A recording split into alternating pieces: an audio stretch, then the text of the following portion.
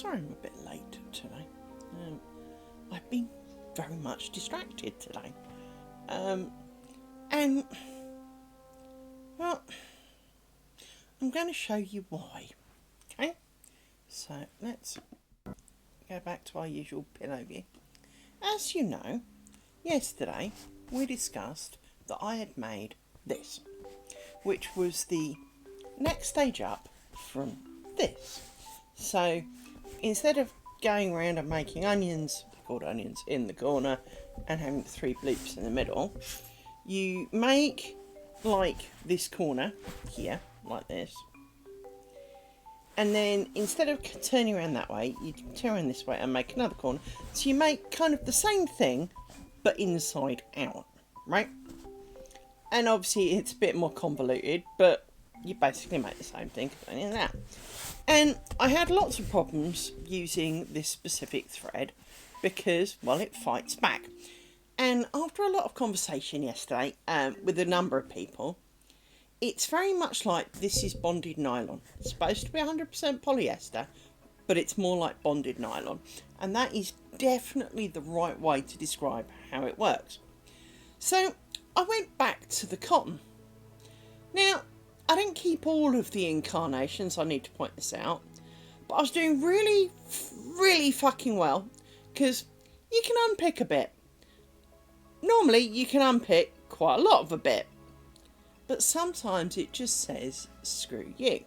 So I made nearly half a square.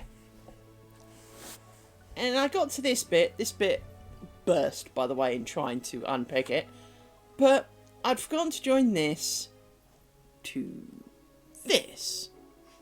Therefore, annoyances, because this should join here. I was trying to work back, and I'd done a bobble that had joined up here, hence there's, it's kind of where I wanted to go. But this was looking pretty fucking smart, and I was feeling pretty pleased with myself. Both these onions looked kind of solid, was feeling pleased. So I started again. And, well, a few times later, and again, this was looking really, really good. I mean, as you can see, it's all really kind of thing, and these even want to meet in the middle, except I forgot to join them, didn't I?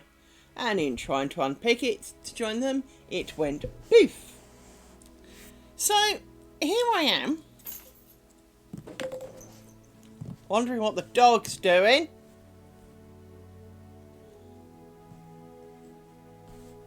On, attempt, I think it's number 5 now.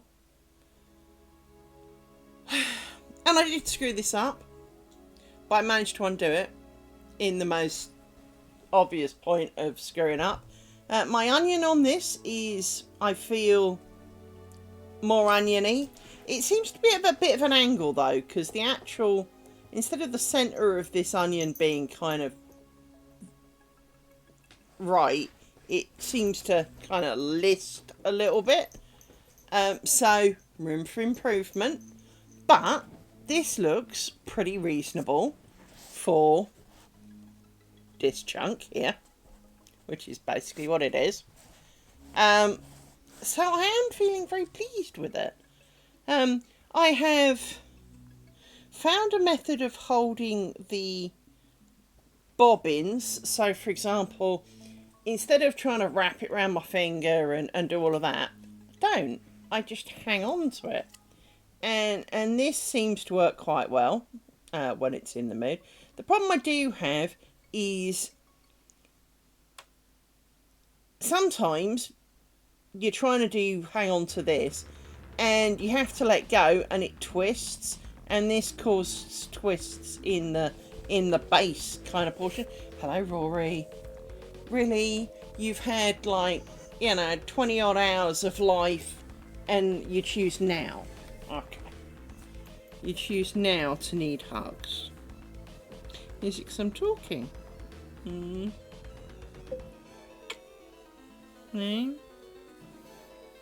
Here's my Rory, who's got a very hot ear. What have you been doing with this ear? This ear is what about the other one? Both your ears, they're like little hot water bottles. You alright? You alright, my man? Your ears, you're falling off. I can feel you're falling off the couch.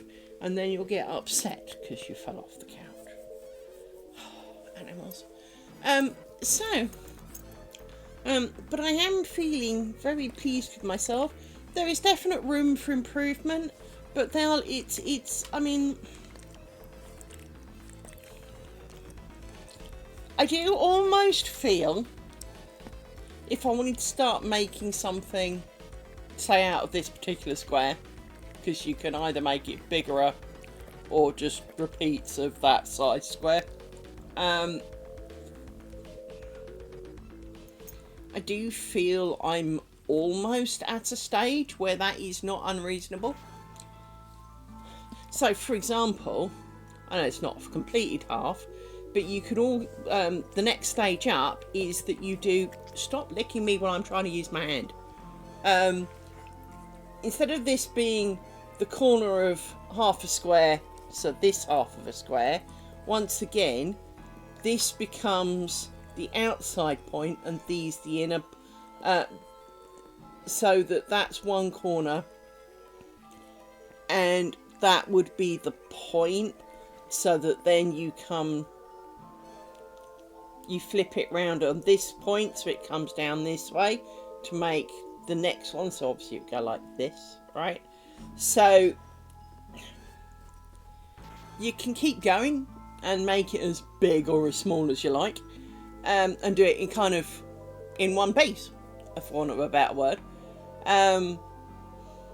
Advantage of not doing it in one piece is the amount of thread on your thing and the if you fuck it up stage. Now, obviously, you can add and start thread kind of where you need. Of course you can. But it's so much nicer when it's one piece. There is that inner pride of having done it in one piece and not having to done joins and fudge bits. Hence, not continuing on with those. So yeah, I've been very distracted with it. And other things. And as always, you know, you kind of go, right, it's 2 p.m, blink, blink, fart, what do you mean it's midnight? I haven't slept, so it's not that. Oh, sorry. I have slept, but not during the day, if that makes sense. I did sleep.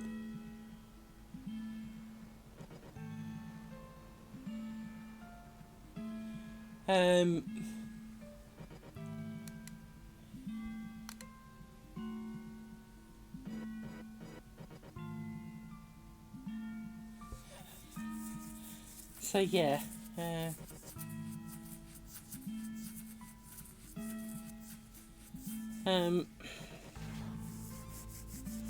but I'm really kind of getting into this. I think because, as I said yesterday, it's because this is all you need. Basically, this is everything. It's quite a small thing. You can kind of take it anywhere, do it anywhere.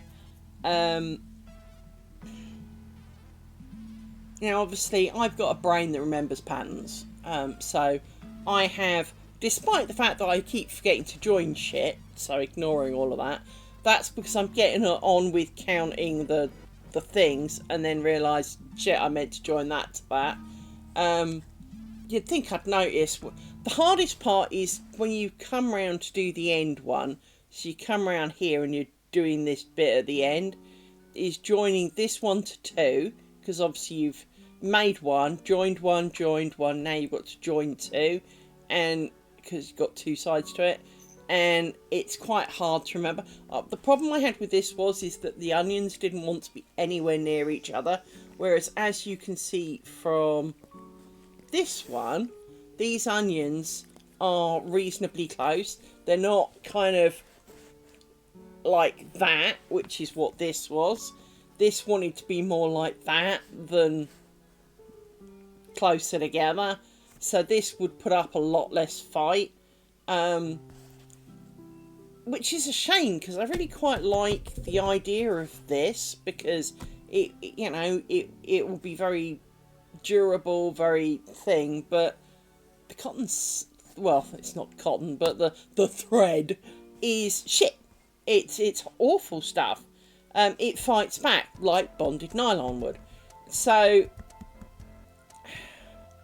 not quite sure what I'm going to do.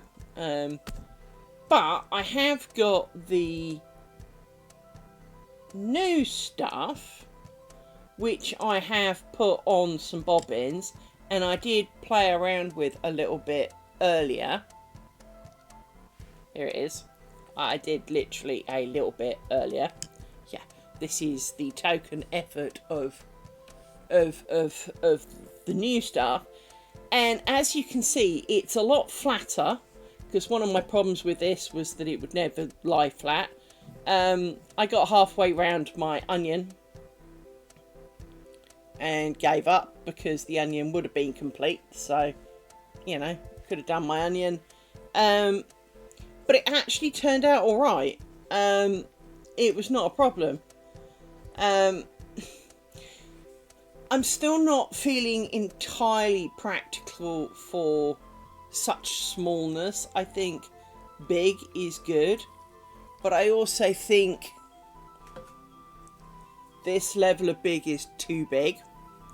This is my 8/4 cotton, so that level of big, I mean, depends on what you want it for. If you're making, if I was making a shawl or something, this would be great. Or I wanted kind of a, it's probably a bit big for a jacket, but you know, if you were making mats, if I was making, if I made that in that, it would be a bit big. Hello, Rory. Yes, you.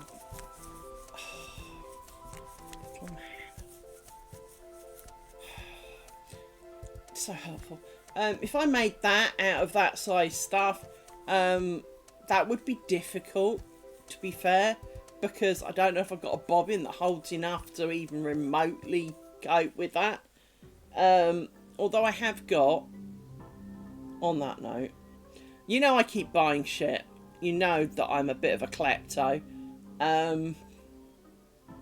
Hence I have my own crap more, to be honest.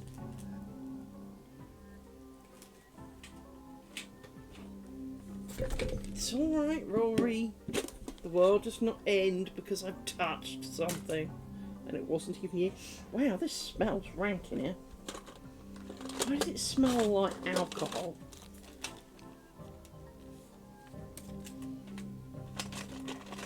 I don't normally put my nose like that close to it. Holy shit. It smells like nail varnish remover. So I bought these. Now, put that somewhere where it won't make too much of a leap for freedom. I like the idea of these. I think there is great potential for these, but I also think I have reservations. Now, in what sense do I have a reservation? Can you stop licking my fucking hand? The problem that I potentially foresee, and she says, wondering how she's going to demonstrate this. Let me grab this. Hang on. Which is my ball of cotton yarn for my needle stuff. Which is the same stuff I'm using for these, by the way. I have many more. Do not fear. Dog, if you're going to get off, get off. If you're not going to get off, sit still. Those are your two choices, you know? Don't kind of half and half, you know? Alright, tuck that ending because it's getting annoying. Right, let me kind of show you what I think is going to be the problem. Well, first of all, a bit dubious on how you kind of start this, especially as my thumb is still sore. So let me hold on to that and do a bit of this to wind it round. So I'm not doing anything too exciting, just winding some shit round, so bear with me a second. This is not going to be the most exciting thing, and seriously, I just want to be able to hold something for more than a second without dropping it. I almost do swear there's something wrong with me, but I know I'm not alone, so, but it still doesn't make it any less annoying.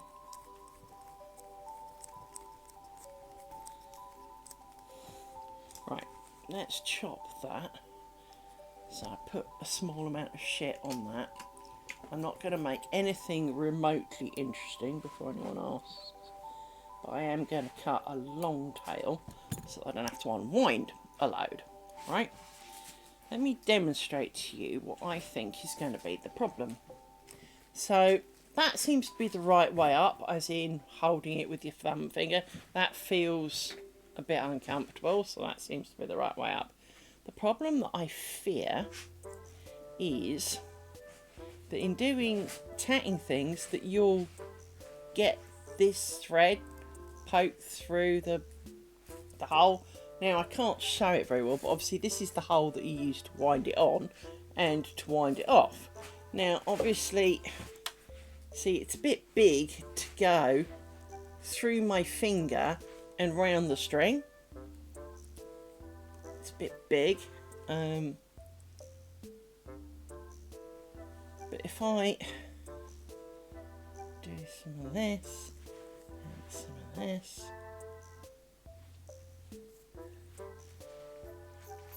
definitely trying to tap with my arms out straight, kind of, well, not straight.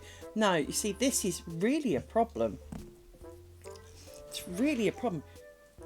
I'm going to have to hold it this way round so that it's angled to come back.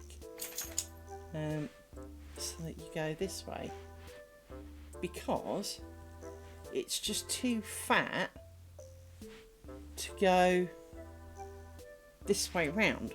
Because if I do this, the gap between that sits on my fingers and it naturally falls. It's hard to angle it down. It's, you know, it's considerable. It's a very forceful effort rather than a natural feeling move. The only way to combat it is to have it the other way round, which is awkward because I like the thread away from me because that seems to help with my angles. So I then have to do that to get the pointy end on this side so that it can kind of guide the thread over the other side. It's just too big. And I've got man hands, for Christ's sake. I really do. So I'm not quite sure. I'd love to see a video of someone actually using one of these. Well, I like the idea of a wooden one. I thought a wooden one would be nice. But like everything, it's really hard to entirely get a size. Even when it says, I'm so long, it doesn't tell you how tall it is. It doesn't tell you, you know, it's not always clear. And so it's done a screw up, so. But it is. Oh, Rory, my little man, what is wrong with you? I know that you're my little nurse and that you worry in case things are wrong, don't you? Yes, I know. You do love me very much. I know. Oh, the size of the dog. But I do think this would hold a reasonable amount of that. Maybe this one would be better, but then this is huge. So if I was doing, you see that, I can't even, you know, it would struggle to pass. So I do think that they're going to be a later thing. They're going to have to be something that I look at when I'm much more confident and more consistent. Oddly enough,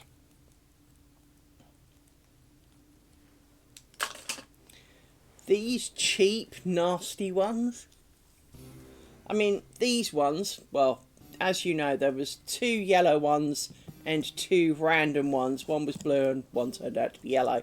But 2 were like £4 each. The other one was not much more. So they really are quite cheap. Now they're not compatible with the handy hand ones that look the same but aren't quite. And I can prove this with rummage. Where have you gone? Why can I not see them? What the fuck is wrong with me? Everything I've done today, I've had things in my hand and then they've kind of like disappeared. And it's because I've tried to do a bit of reorganisation. There you go, there's one. That's not the other one. There's the other one. Stop looking at the same fucking one, Timber. There's another one. There should be another yellow one. But I don't see it. How can you not see something bright fucking yellow? There it is. Right. So this is the one of the yellow ones, and if I pull on that, it doesn't really move. It's nice and tight. And this clicks. This one, which is a bobbin, because I wanted them different colours so I could tell them apart, just comes undone. Now, that's not necessarily a bad thing. Because although there is a video on the internet basically going, oh, well, you can't use it for tension. Well, you shouldn't be relying on the bobbin for tension. You know, you don't have to rely on the bobbin for tension. You can do it in a more, you know, more practical manner. So I'm just flopping the... Trying to, anyway. I so nearly fucking had it. I've made the end a little bit shorter than I wanted, and I'm just trying to loop it around the hook like that. And I'll do the same with this one. Need a bit more than that. I don't, but it helps. So this is the softer, nicer thread that I had a bit of a go with, and yeah, I definitely feel that this is much more usable.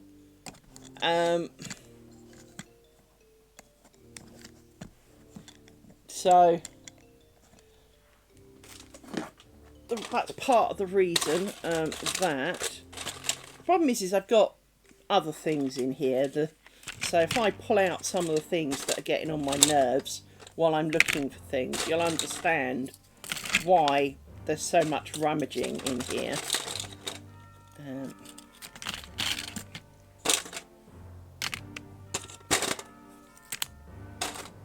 All the things that are getting in the way. So somewhere in here, now I'm basically down to mostly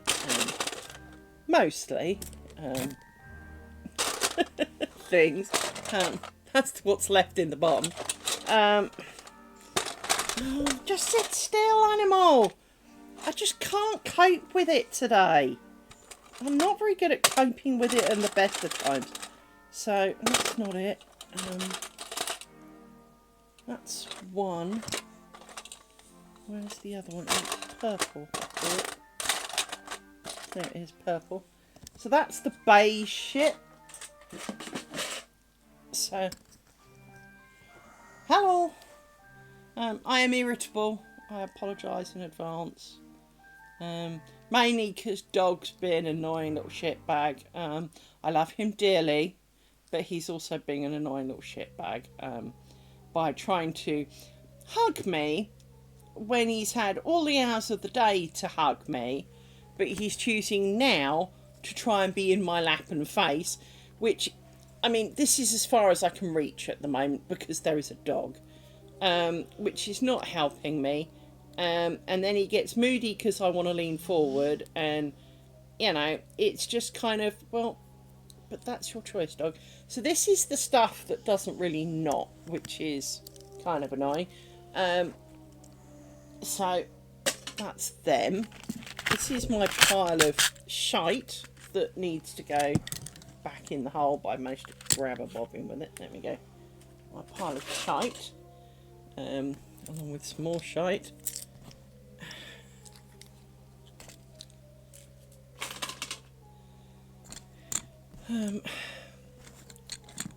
These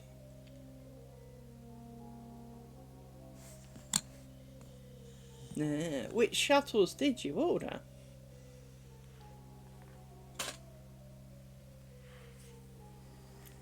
Why are you being so needy, little man? I try not to be cross with you, but you make it very difficult at times. You do. But fair enough. I definitely recommend these ones, which, hang on, we'll do the thing. Hang on.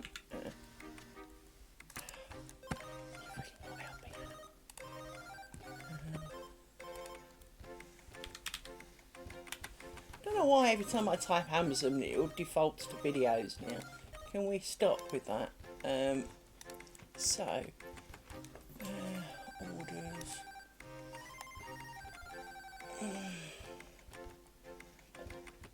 So, two of these were pony. So this is a pony one, and the other one is a Millwood one. So I got two pony ones, which were yellow and black, because they only came in yellow and black. Sorry, the two pony ones. This was supposed to be two of multicolour ones, so it was a random colour. And I really hoped I'd get any other colour than yellow, and I got yellow, so I got 3 yellow ones. But they're exactly the same as the Millwood ones, and they're cheap as fuck. So, for example, let's assume this is a Millwood one. It was £4.25. The pony one, so this one, that also says £4.25. Hang on, did I click on the wrong shit? I don't think they were the same. Hang on. Oh no, this was £5.49, which is, you know, barely more than a coffee these days.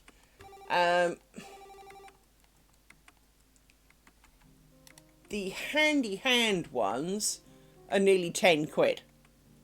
And I find the handy hand ones, they've got a slightly thinner pokey hook on the end, but that it also tends to catch on the thread, whereas these have a slightly stubbier one, but that it's also well, less wrecking the thread.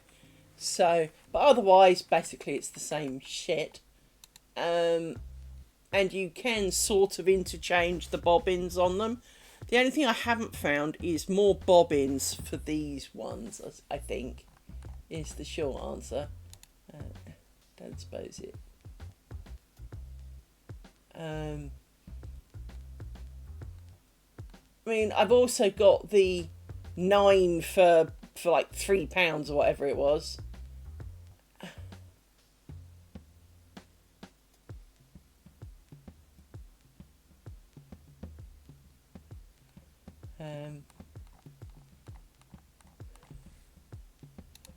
Okay, let's see if I can do pony tatting shower. That's not called tatting shower bobbin. That's got an O in it. There you go. Just wondered if you could buy spare bobbins. Okay. Try and change it from that one to the other one. Millwood.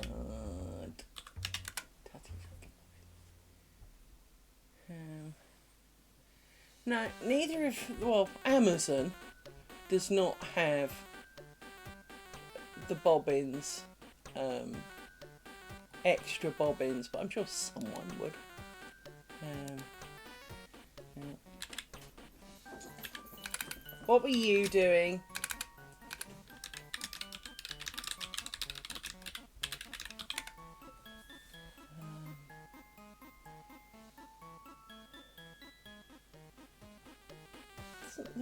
Oh, they do.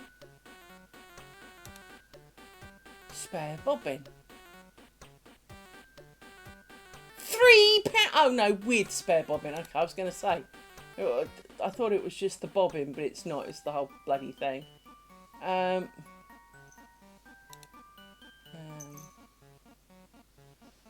You can get them for £2.39 over there.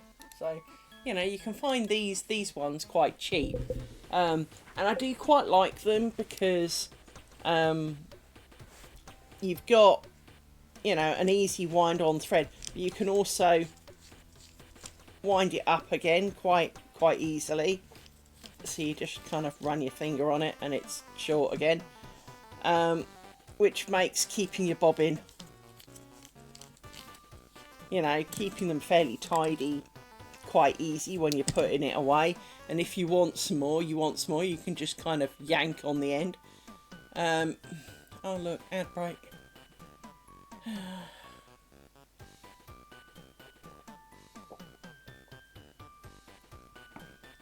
But I do like these. I just wish I had more colours and more of these bobbins.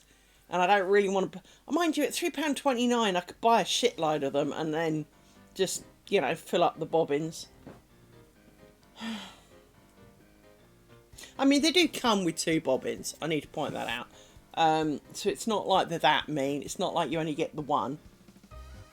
What's the matter? You have been fed. You have got water. You have couch to lie on. You do. You do have couch to lie on. Yes.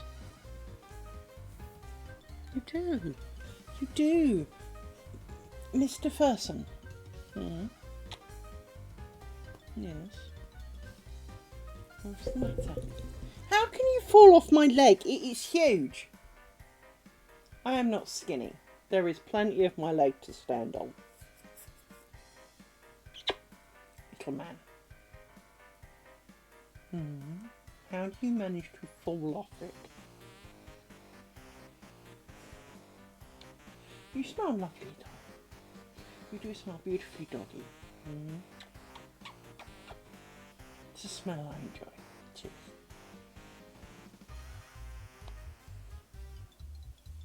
Yay! Ah. But yeah, these are cheap. You can buy them as little as £2.39. So, but I do highly recommend them because you can adjust the lengths really easily without having to click and fanny about. And so I do like these. What I like less is dog licking hand, which I know you can hear. Stop licking my hand. Stop licking my hand. Thank you. Just be loved and sit quietly. And if little Miss Trample Guts doesn't quit it over there, she's been doing that for a few hours. Literally, she gets on, 3 seconds later, stands up, trample, trample, trample, trample, trample, trample, lies down.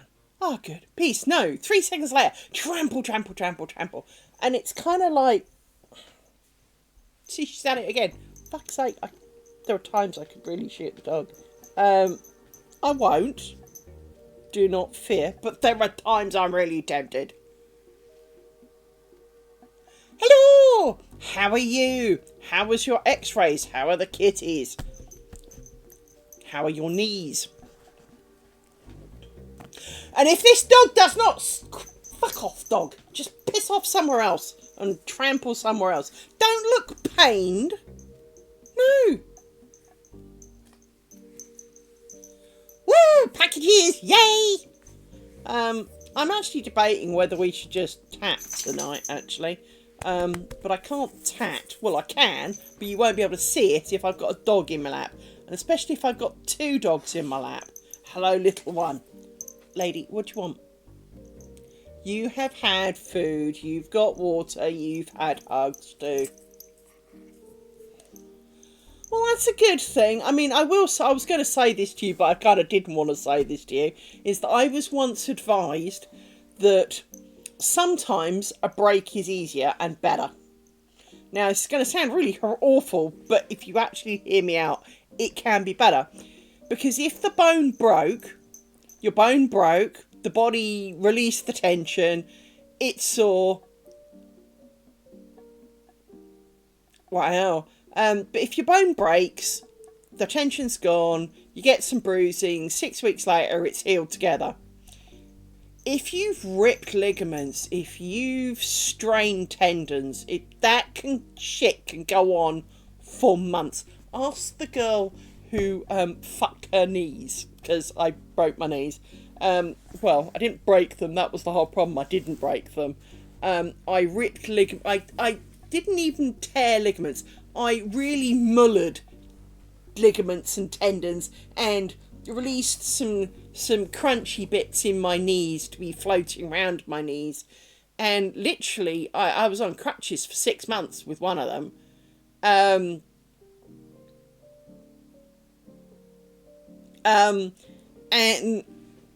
it's like having, you know, if I mean, I get pain here in my finger, in between the 2 joints. I don't know if you can see that there, it's about here in my finger, yeah, but there, just there specifically.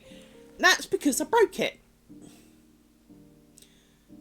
And we all know that when you're old, fart, winter, breakage, not happy, which is why I also have magic gloves, which I was tempted to wear today,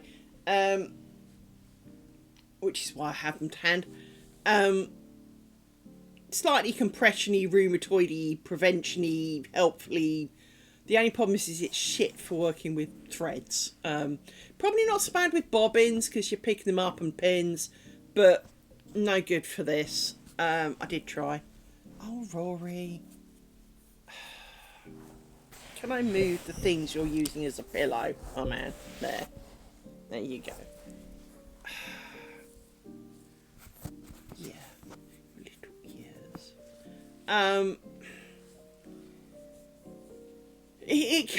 Sometimes breaking it is better than not breaking it. So by the sounds of not breaking it, you might be in for a long struggle. So for that, I'm sorry. I mean, obviously your cats need to be more sorry, but they won't be. So, you know, on their behalf, I'm sorry, you know. And you have my sympathies. It's the only bit of me that doesn't really hurt, to be honest, is my knees. The rest of me, oh dear God, the rest of me. I have degenerative bone disease in my back. That gets really miffed. I get horrendous pains in my hands, especially if they get cold. So if I pick anything out the freezer, that's it, instant. Little man. Yeah, but they can still, you know, they should still be apologetic, and they won't be. What are you doing? You're just being... The dog is being really annoying. Yes, you are. What? You like... You being... Oh, is that a good bit? Is that a good bit? Mummy's found a good bit.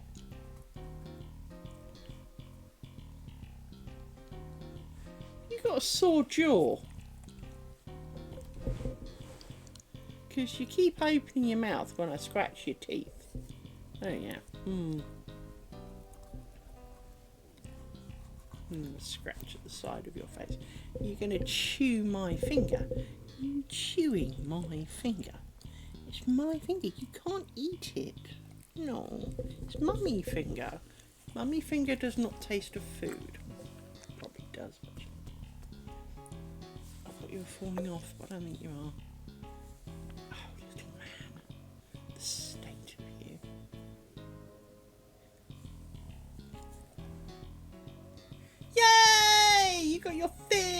rings.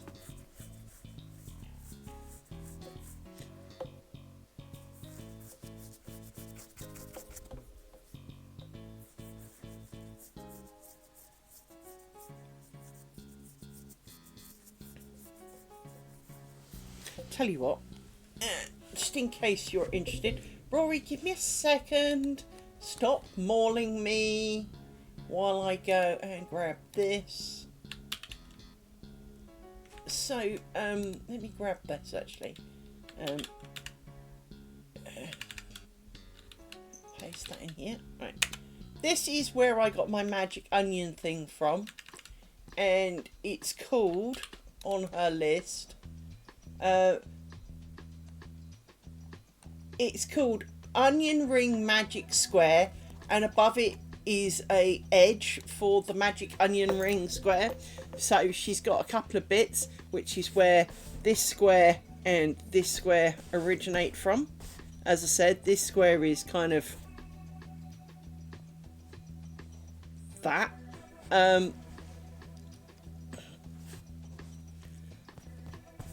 So, you know, feel free to join in the cursing of achieving said square. In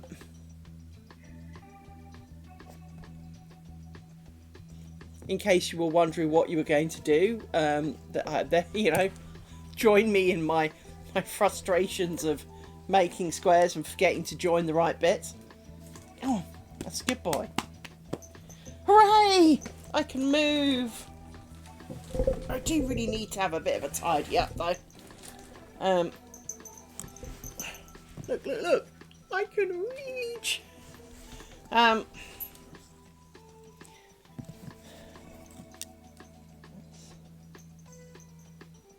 Press those a bit.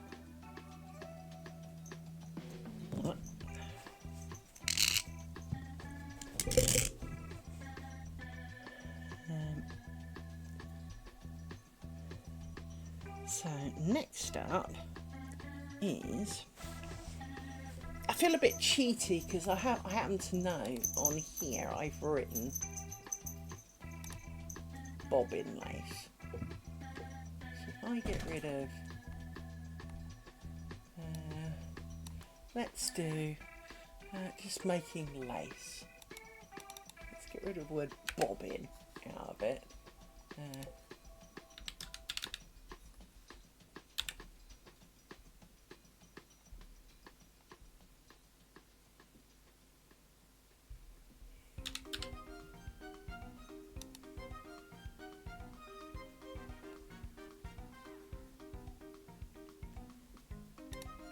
Anyway, there we go. Let's call it just making lace. That way we're not being deceptive or anything. But you can join me in making this. So I happen to know that next up is 5 Pico 9, she says. Quickly pulling up her diagram, just to be sure. Yes. 5 Pico 9.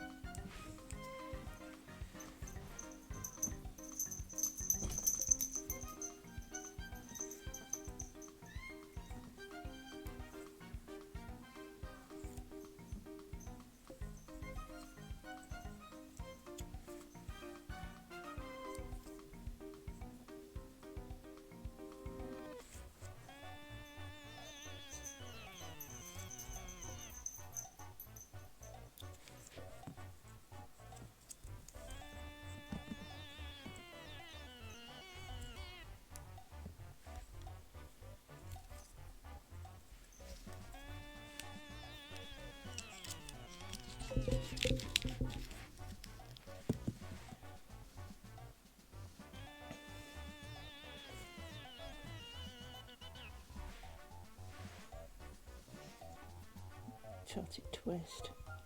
That's right.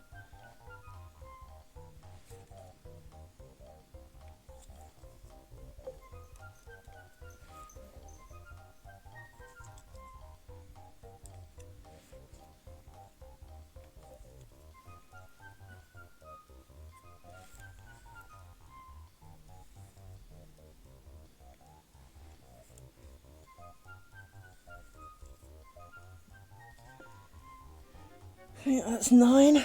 That's a bit of a loop there. 3. It is. There's a bit of a loop there, so let's fix that. I'm sure there's probably other ways to fix it. But, as it's only 2 stitches back, it's not too hard to go back and undo.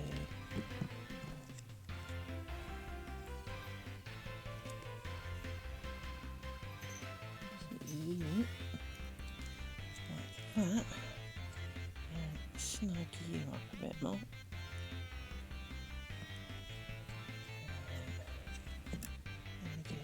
See, I keep dropping shit and it'll be in my hand and it doesn't matter if it's small or big. I just keep dropping shit and it drives me nuts because it's really hard to do something like this when you keep dropping everything. So 1, 2, 3, 6, 7, 8. I need one more. Right.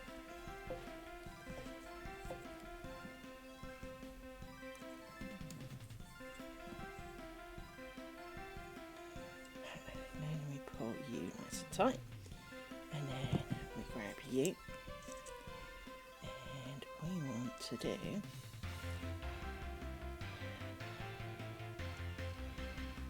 ring with you, so I need 3 more of you.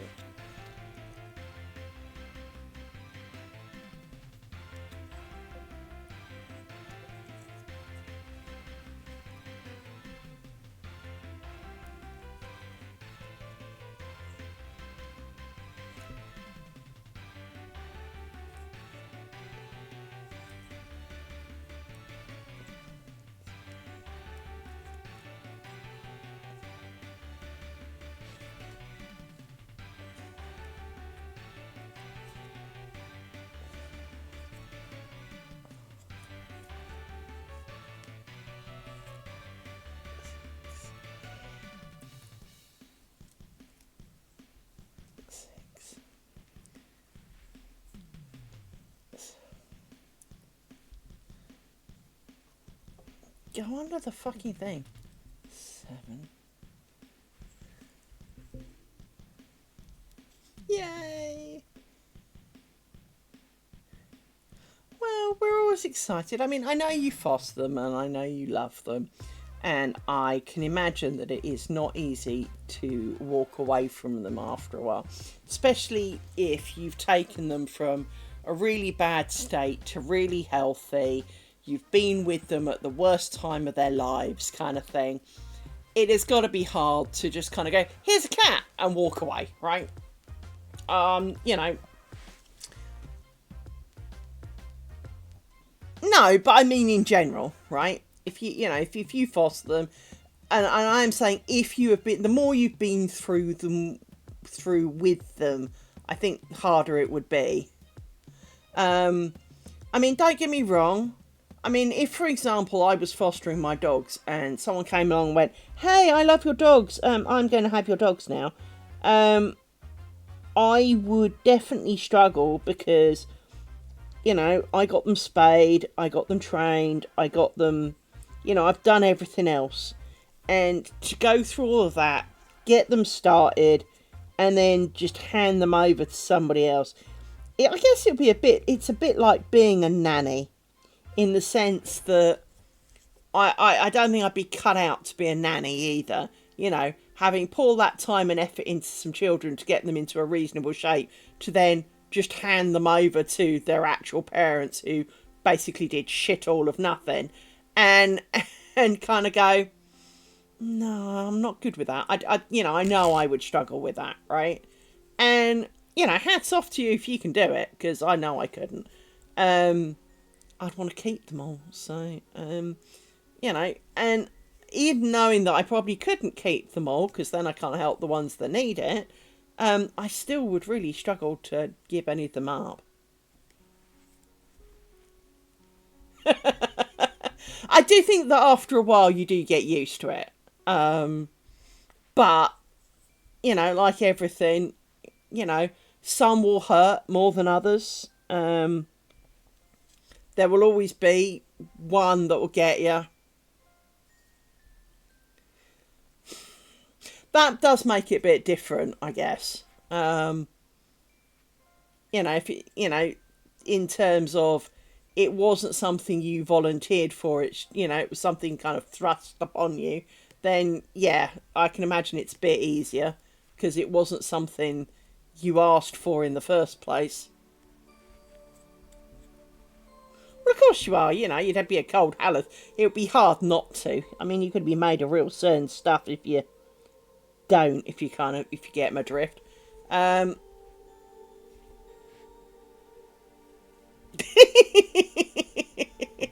Yeah. I think that's the thing, is you either get to a point where it's like, get these damn cats out of my face before I, put them in the mincemeat grinder. Not that you would, but, you're getting fed up with them because they're not yours. Because you know that they're going to go somewhere else. It's just a matter of time. And so you can't, much as you love them, you can't love them properly. Because, well, if you did, then you'd never give them up. And it's got to be difficult. I mean, it's like dog sitting or babysitting.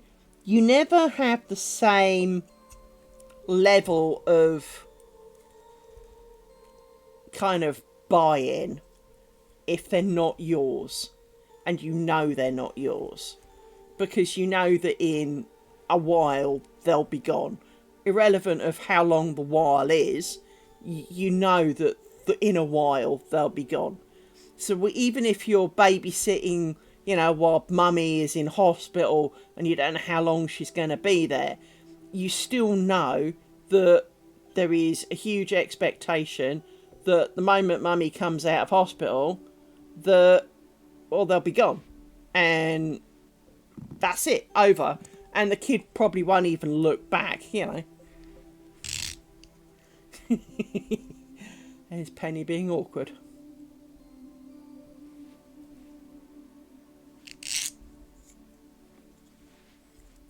Oh, blimey. 2 years is a long time for a temporary thing. Yeah.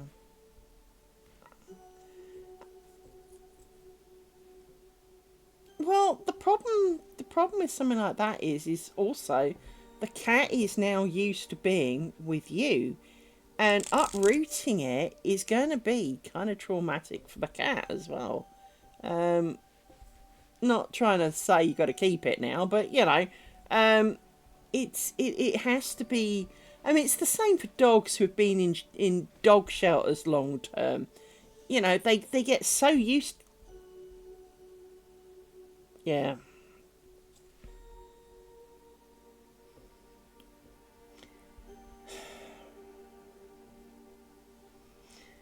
And I imagine that as an older person's potential cat, she didn't really get everything she should, but it wasn't because they were malicious.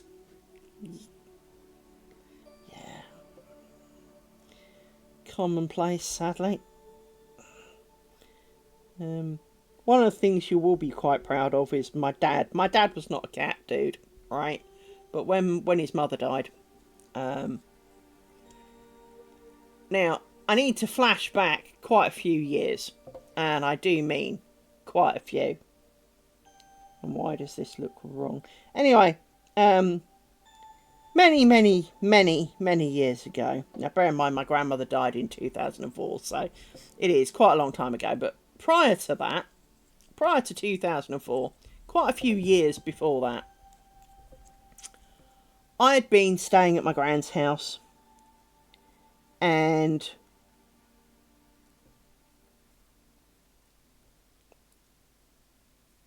well, this cat found me actually, for want of a better description. I was sitting out one evening, playing out the front. Now, I say playing, I was a teenager, so play probably wasn't the right word. Mooching is possibly nearer the word for it. Anyway, I was out front of my grand's house, possibly watching the bats, I don't remember quite what I was doing out the front. But yeah, it's in the middle of fucking nowhere. So, you know, it's not like I was hanging out with kids or anything. I was on my own, out the front of my grand's house. And this cat kind of came along, and I kind of encouraged it to come say hello. Now, I was allergic to cats at this point, I need to point out. But I encouraged the cat to come say hello, and I said hello to the cat. And the cat was really skinny, and so I kind of kept saying hello to it and encouraging it to talk to us, because, you know, it'd seen better days, you know. And we fed it in the end, and we got, you know, gave it some water. And why does this always happen to me? Why does it always seem to get stuck? And then, well, apparently my gran effectively adopted the cat. It was a wild cat, but she effectively adopted the cat. And when she died, the cat was still alive. Now, I need to point out, this cat must have been 20-something. But the cat was still alive. And my dad, bless him, on the sale of her house, part of the legally binding process was, you get to live in this cat's house until the cat is done with it. You do not get to terminate the cat because you're bored with it. The cat lives here, and you may share its abode until it lives out its natural life. And that was part of the deal, was that the cat came with the house. And that if you didn't like it, you could fuck off.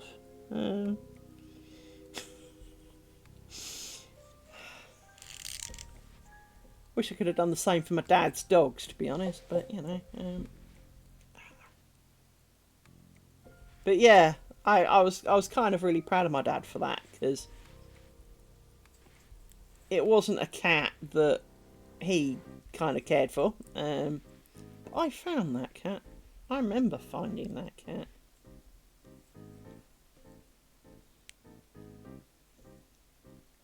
I'm also the reason that they knew they had bats. I woke up in the middle of the night. Now, I need to explain to you, if you do not live in the middle of the arse end of nowhere, this is not something you can relate to. When you live in the arse end of nowhere, there are basically no sounds or light. If there's no moon, there is no light. So it is basically a black hole of quiet. You know, you can hear the blood in your ears, right? And I woke one night and I could hear something. Now, I thought originally it was the dog, because my gran had a dog. Gran always had dogs. And I assumed it was the dog, but I called the dog and the dog didn't come. Which was unlike the dog. So, being stupid, I didn't just turn the light on, because, well, that was far too fucking obvious. Do not come for me on that one. And it very much seemed that there was something moving around. Now,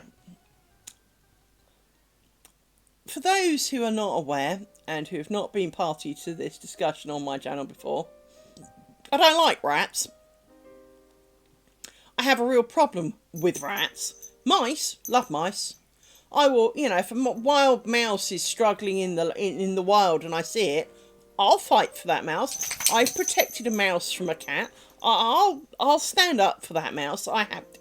I'll feed it, warm it. I'll fucking love it. Rat, fuck off. Not interested in rats. Hold a real grudge against rats. Anyway, I got to the point where I was convinced that, like, it was this man-eating killer vampire rat, okay? Because it was, you know, in the middle of the night, black as a badger's butthole, and I was just convinced that it was going to be something hideous, and I decided that it was a rat, because if this was my room, I'm lying in a bed here, and I could hear something going, what felt like along the skirting board, but it was too big to be a mouse. So I was convinced it was a rat, because it wasn't the dog.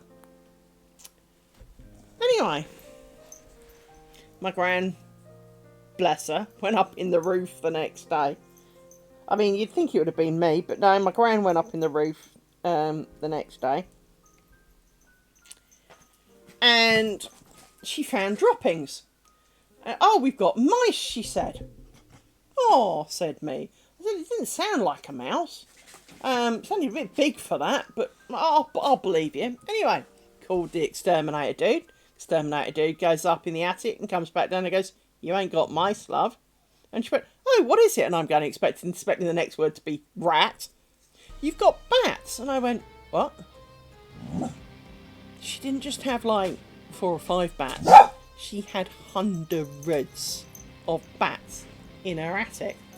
And at the right time of night, you could stand out front or sit in my dad's old bedroom, which was at the front of the house, and they poured out of that attic, almost like the front of in Batman when he's stuck down the bottom of the well and the cave and all the rest of it, and it was like that. There were so many fecking bats, it was unreal, and it became a thing.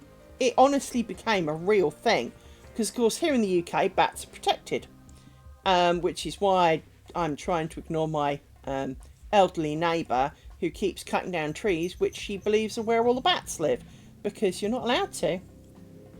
They're protected. You're not allowed to disturb anywhere that they're living. But although I do wish she'd knocked down that bloody tree at the end of my garden. 1, 2, 3, 4, 5, 6, 7,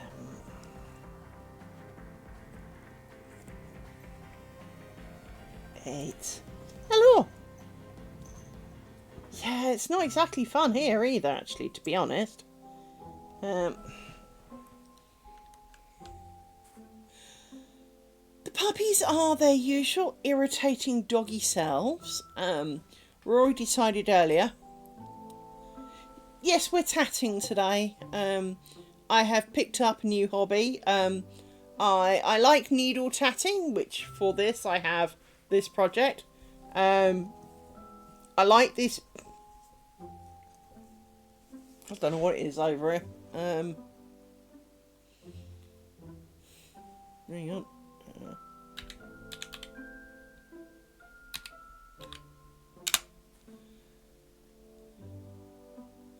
Well, as it's 1 o'clock in the morning, it's as dark as a badger's butthole. It is 9 degrees C here, so, yeah.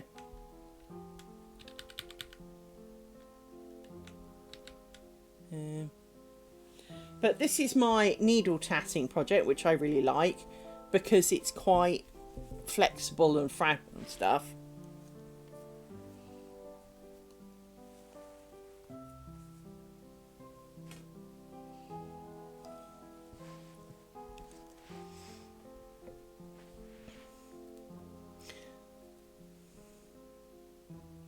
The answer is stateside somewhere.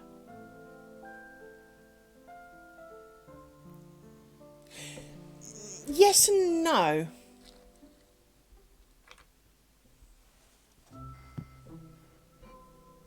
So needle tatting, you have a long needle, and you put thread through one end and you make pattern with the rest of it. And let me show you. Hang on. So if I grab this, and I will use one of my favourite tricks for threading the needle, which is using a thin bit of cotton from somewhere else to poke through the hole, because this has got quite a small hole. I think this is technically too small a needle for what I'm about to do, but come on. You go, poke that through there like that.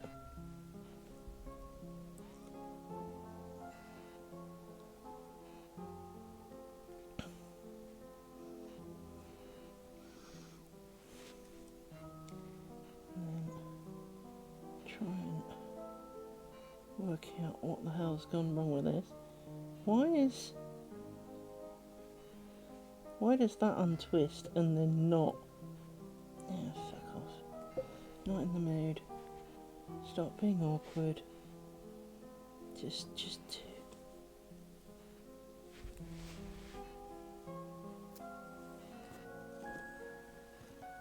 Well, if you hang on just 2 seconds, and she says finding our needle threader. Where's a needle threader? There's one. Because that's being awkward and not joining in. I'll show you the difference. So, let me poke this through here. Can't do this close on camera, so bear with me a sec. And I need the end of that to go through there, that back through there like that. Right. So, needle tatting is kind of weird, but really cool at the same time. So, with needle tatting, normally you just hold this up here like this and you just make the loops over the needle like this. So you're making the same loops that you would in tatting, but instead of making it directly over thread, you make it over a needle, which makes it really easy to get very consistent stitches. Once you're done, you pull, I mean, I'll do a few more just for a laugh, hang on.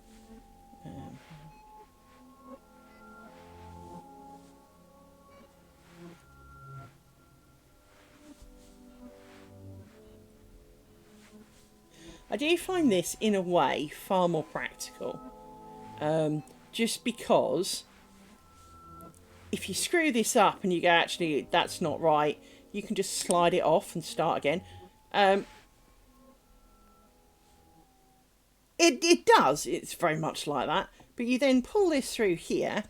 If you want it to be a chain, you just kind of pull it all the way through. If you want it to be a loop, you stick your needle through the end and it becomes a loop. And it looks really neat and tidy with very little effort. And then most of the time they recommend that you twist it, which, getting hold of it, and poke the thing through. Basically, you just tie a knot on it. And then this is standard crochet cotton. This is size 30 crochet cotton, which is also what I've got in my bobbins. So it's the same shit. But I find this really easy to work with. And to be honest, to a large extent, you can do everything with needles. So you can have a second needle. So you can do split rings by using a second needle. And all of these things are possible. Absolutely all of it. But I do like how this works. So for example, if you want to do the next bit, you clamp that in your fingers and then you pull this right down like that. And then you do some more.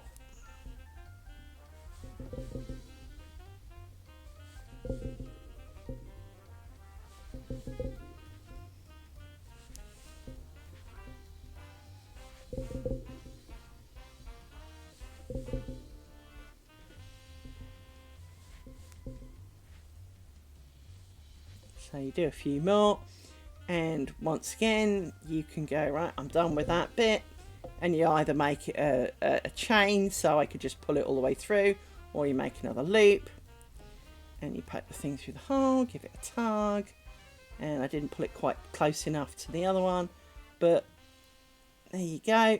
Now I've got 2 little loops, and let's say I want it, you know, and you just keep going. And oops, didn't pull that tight. I didn't tie the knot. That's what's wrong with it. So you can tie the knot with it. There you go. Because tying the knot means they stay still. So now you do the next one. So let's say I'm going to make a chain on this one. Yeah, just do some of these.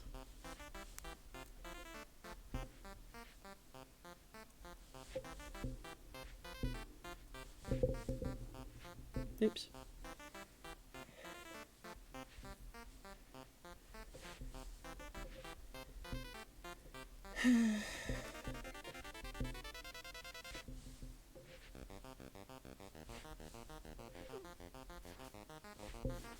So you want that as your chain, and you just put all the way through. You don't bother going to the loop at the end, and now you have a chain. That's it. And I find that really quite practical to work with. I like how it turns out. I really do. I find it much easier to get a more even result than I do with shuttles. But I also like the fact that you can do it on a slightly bigger needle and get a really flexible thing, whereas these are they're not stiff, but they're stiffer, if you know what I mean, in the, you know, that they have that kind of firm feeling to them. I mean, whichever size thread you use, they have a firm feeling to it all. Whereas needle tatting, you can do it on a slightly bigger loop and it will all be perfectly even and look great, frankly. I am not the world's greatest tatter. Far from. Distinctly far from. But I am getting into it. So I've tried a few threads. This thread, being small and tiny, is nice, but it was one I saw recommended on a YouTube channel. So I got the one that I thought that they were using, but it turns out it's not quite the same. Because when I bought the real one, it's different. The real one is slightly different. So with all of that in mind, I've gone back to my crochet cotton because, well, I've got shitloads of that. And the thing I most suffer from is I do have an amazing ability to tat round my finger, this one. I am exceptionally good at that. And it gets stuck and then I get moody with it. Or I drop my shuttle. Or I catch the hook on things. And I just find this a lot more cack-handed, to be honest. It took quite a lot for me to be able to get to a point where I could actually tat with a shuttle. I've had to work up to it. So I've got a phenomenal pot of shit. And I started off... Where are they? There's one. With these. And these would have been perfect for me, except they're too tall. That bobbin is far too tall. And so in doing this, I found it really awkward because it was tall. And I am finding that various shuttles suffer from other issues. So, for example, let me take these pieces of paper out here because that's just getting on the tits. I've got... Where is it? Where are you? There you are. Nope, that's not you. There it is. Got this one. Hate it. Absolutely hate it. Can't define why. Just hate it. I've got... Where's this one? This. Now, I love this one. Love this, but it's really heavy. As a result of being heavy, can be really awkward depending on the thread you're using. And today, I got this.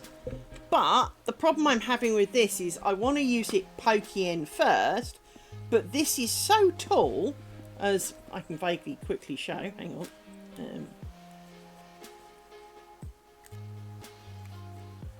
If I make the world's smallest loop, hang on.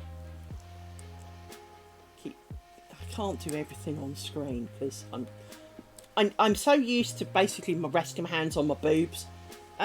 So with this, I need a bit more than you've given me, please. Thank you. With this, if I go like this, that's fine. But when I want to come back, the gap of, if I now do this one, it's really hard to press down because the height of the gap of my fingers means that it doesn't clear the string. And so that makes that really painfully awkward to work with.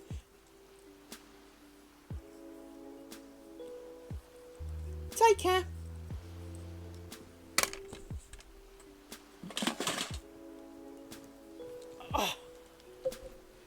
Oh, straighten my legs.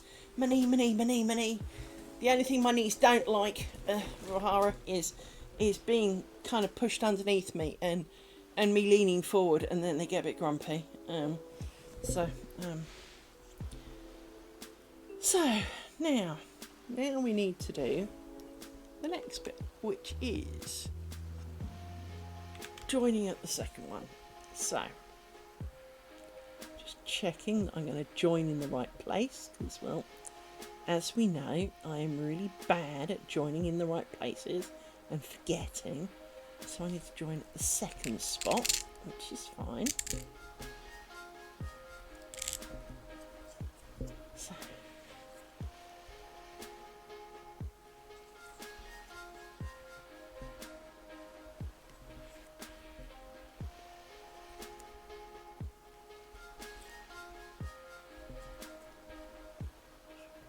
I'm sure it's only 3. Yeah, it is.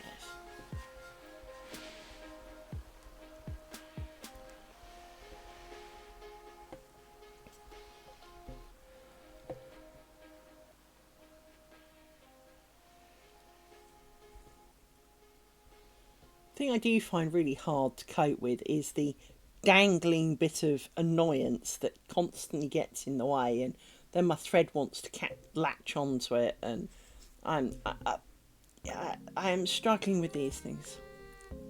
Hey, Nautical! Shouldn't you be asleep?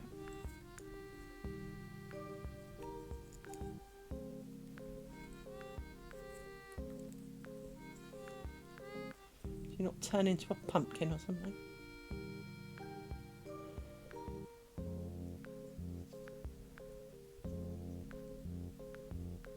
Well, that's a good thing then. We'll let you off. Now, you go into the first one, I think. Fuck. This is where I struggle because I want my pattern. Hang on. So it's the second one goes into the first one. Yes.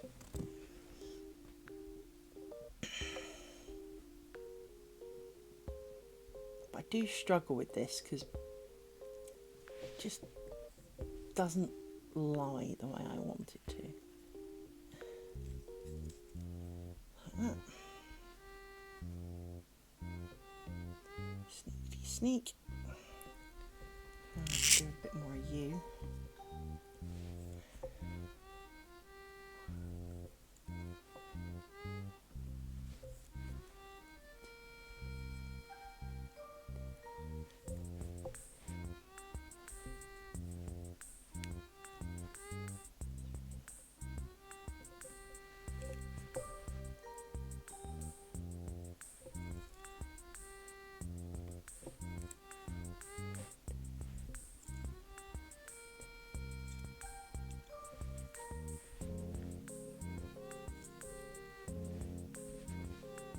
Flip your fuck. Thank you. Right. You don't need to be poking your nose through there. See, this is all kind of twisted now.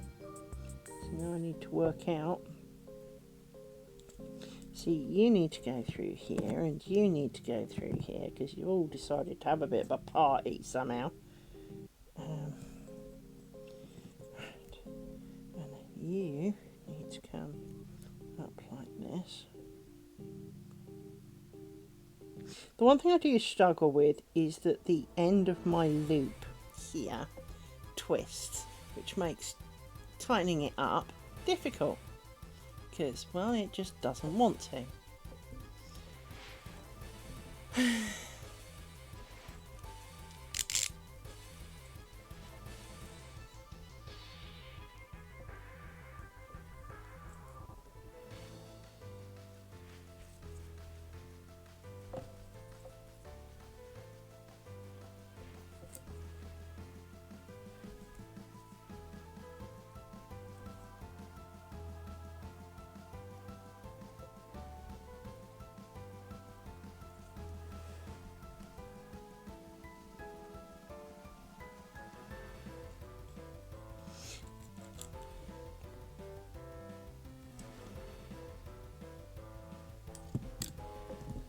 Twiddle you a bit.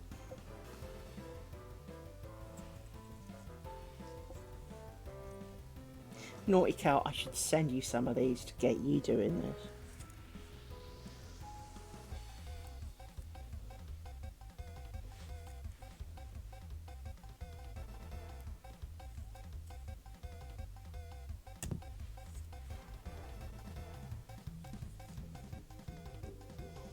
Because this is very much like some of your rope stuff, but just on a much smaller version.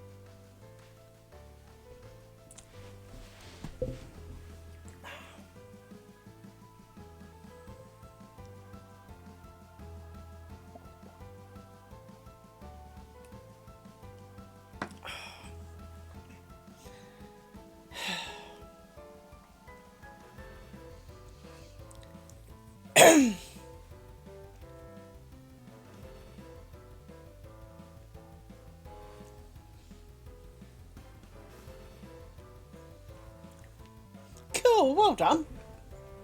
I mean, your experiment with your own has obviously seen you in good stead for some of that. Sometimes it is, you know, not wishing to degrade what you've done, but sometimes it's not so bad. Sometimes it's fucking near impossible. It does depend, of course, what's actually wrong with it. You know, if it had been a slightly cracked PCB or something, then you'd have no hope in hell. But obviously,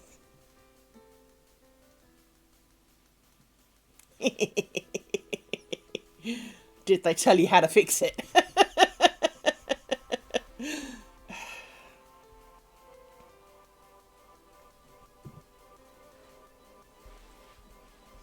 I must admit, there are some videos on YouTube that you sit there going, this guy deserves to be a millionaire. This guy deserves to be, you know, the next Elon Musk.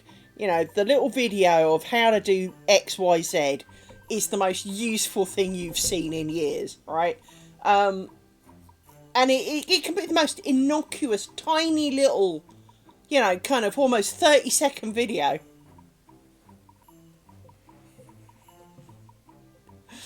Send the man a beer. Yeah, I know what you mean. I do know what you mean.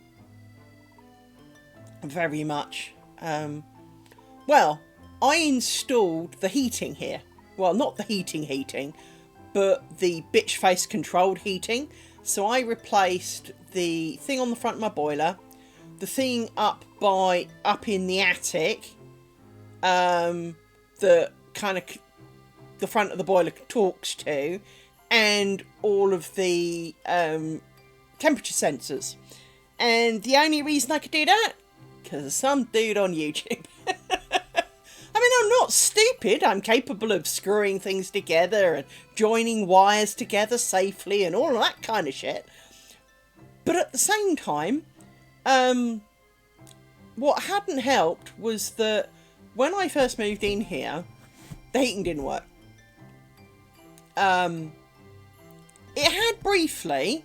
So I bought the house, and for a week or so, I was still living in my old house and had not got internet here. So there's no way I was living here without an internet.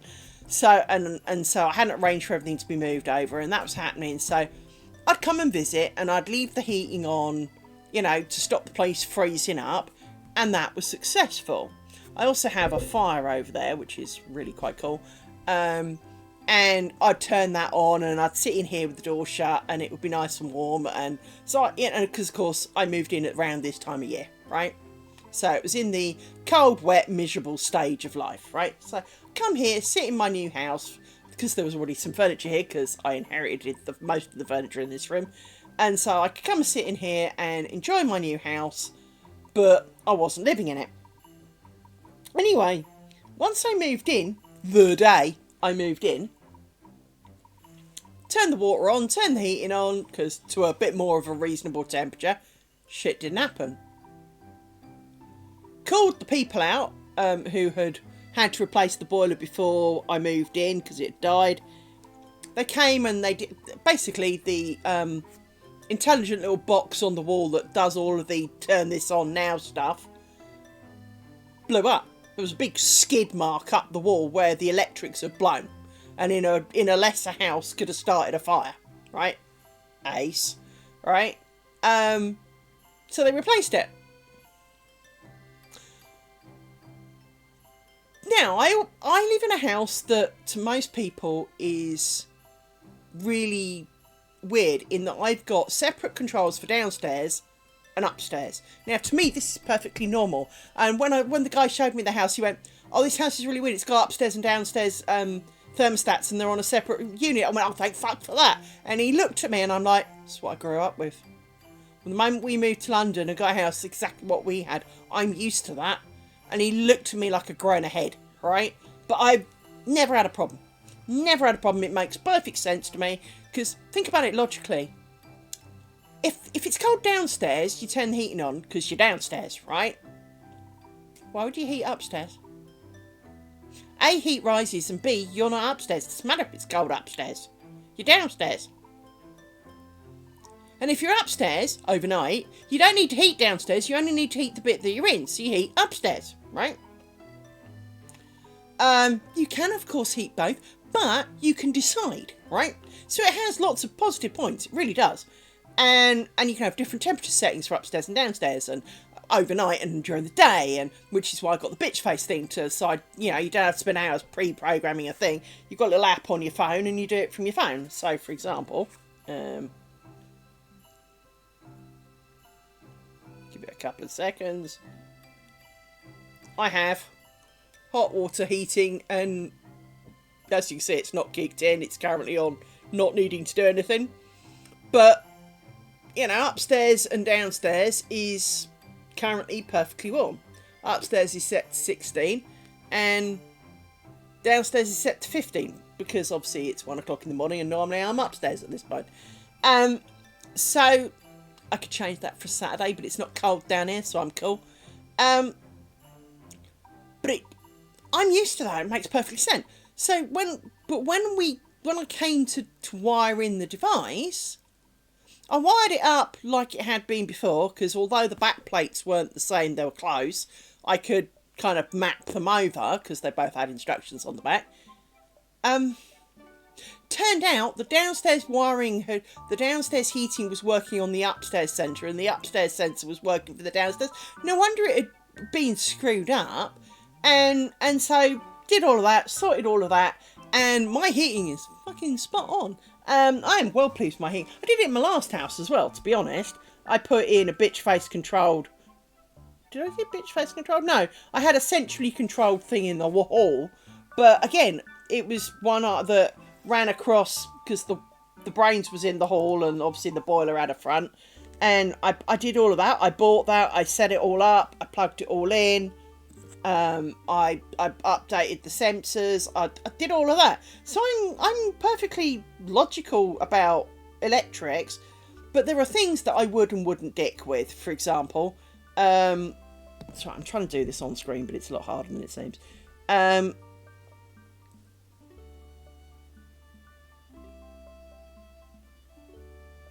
Just checking what I need to join to what.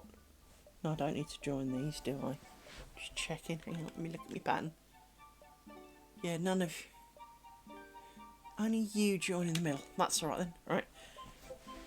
Because Naughty Cat, the reason I am umming and ahhing is because, well, I made this. And, well, I made this.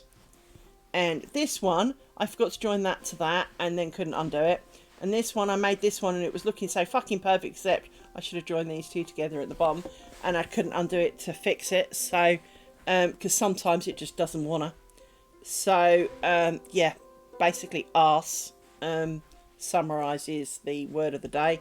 So, hence I'm trying to check and not get too carried away in remembering what the pattern is, because I do remember the pattern, but I'm trying to cast doubts upon my memory so that I don't forget and forget to join the bits that I should be joining. And that joins not to my satisfaction, so I'm going to undo that. Going to undo you. And readjust you a little bit more. And now, do that, because it locks it more in place. It's a bit better. I just constantly hold things and just kind of let go of them or squeeze them out my hands. And it's driving me mad. Oh, Naughty Cat, Naughty Cat, I'm losing my marbles again. 2, 3, 3, 4, 4. Oh, and good news, people. I have a week off on the 24th of November. I think it is. Yeah, 24th. So my co-worker is currently in America. And he's already run into Alex Winter, somebody else. He attracts famous people. To the point, one of them saw him the other side of a window and came round to find him. He's an asshole sometimes.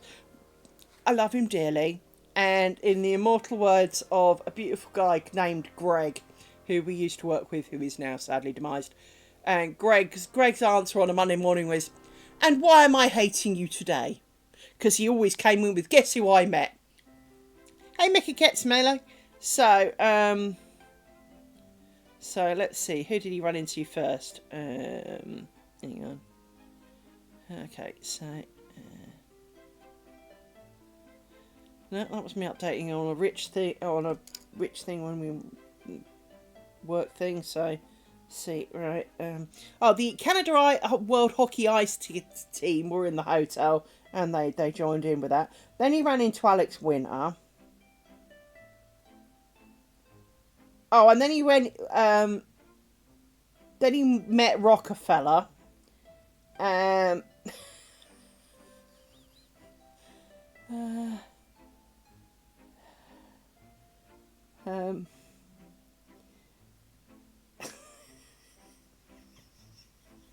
So, you know, but this is what he's like all the time. He almost can't go for a shit without coming back saying, guess who I ran into? And he isn't lying. I've got a picture. He's not lying, all right? He did ran it into Alex Winter. So, you know, he is slightly annoying for that, because he just runs into famous people all the time.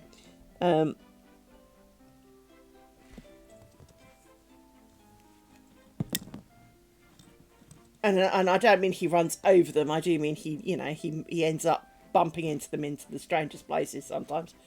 I mean, don't get me wrong. He also does occasionally go hunting them down. So, for example, the reason he is where he is because Keanu Reeves is doing a show, and he's hanging around outside. 3, 6, 7. I sold software to Paul Daniels and Debbie McGee, and helped Heinz Wolf pick a computer. But obviously, only Brits probably know who those people are. 4, 6, 8, 9. I don't have many claims to fame, but then I don't go out much, so it's not too surprising, really, is it? You know, you kind of have to go out to, you know, I doubt many random celebs are going to turn up at my door, so, which is just as well, frankly. I'd be a bit surprised if they did.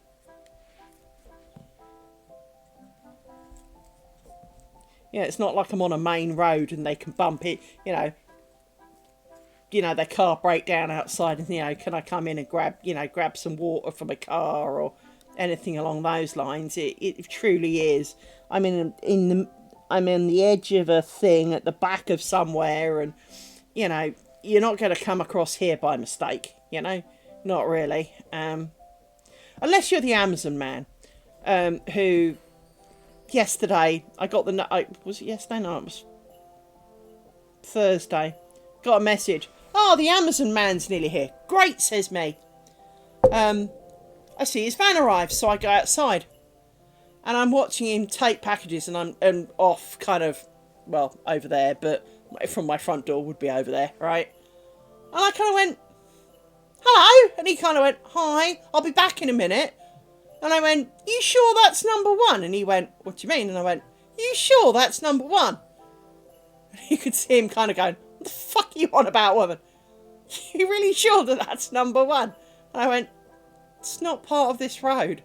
I'm number 1, because I live at number 1. And he's like, oh, he was about to give someone else my bloody parcels.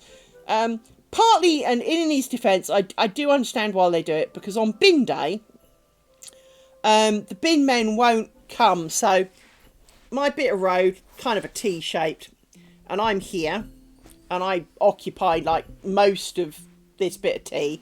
Over here is one neighbour. Up the bit of the T is. So let's do it with some sticks. Hang on. And let's not use those sticks. Let's do it with some baby sticks. Hang on. So if there's a T like this. I live kind of here. My neighbour kind of lives round this bit. And there's another neighbour here. That's basically the entire road. The road does go up a little bit this way, but that's the entire road. But off here is the house, actually off what would be the road we're off. Her driveway actually is here, and she's got a back entrance here. But she always uses the back entrance because she's annoying. And I own this road, by the way. And so she uses that. But because she has her back gates open and constantly uses it, people come in and assume that that's number 1. Just like there's a house up here, built in the garden of kind of this one, that isn't technically in our road. It's actually technically off the road there. But its driveway points onto our road. Now, it's got a house name. It's the first thing you see before you even see the road sign. People can't read. They come to my house going, are you this house? And I go, no, it's the one with the label on it at the front. Oh. I mean, it's quite a big house sign. I mean, it really is quite a big house sign. They couldn't have made it much bigger without it being an eyesore, to be honest. But it was buggering off over here to give my parcels. My parcels do end up in random places. I am used to it, but that doesn't make it right,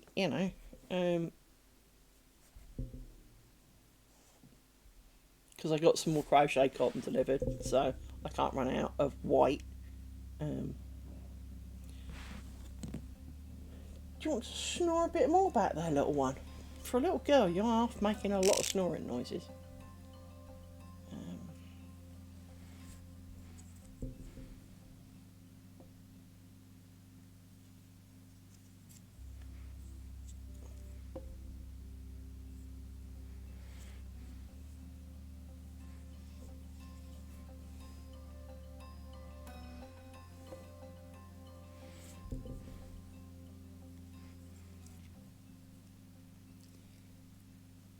pretty sure I join on the second one of this. Hang on, just check it.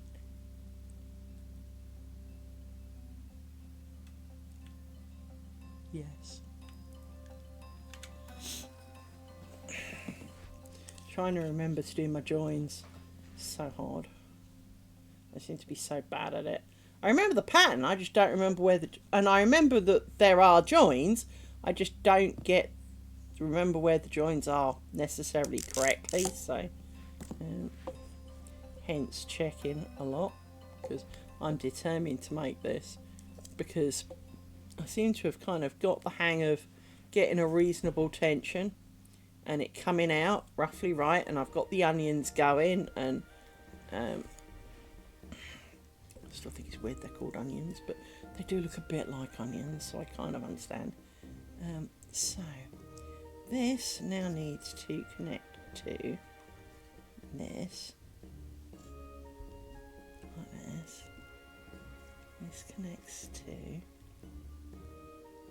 this one. That doesn't look right. That's not looking right. Hang on.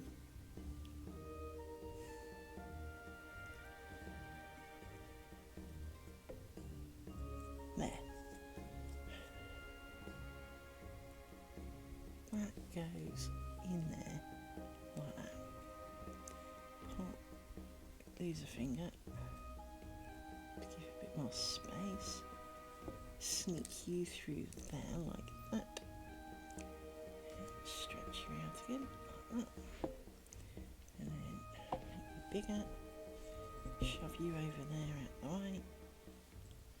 And so there we go.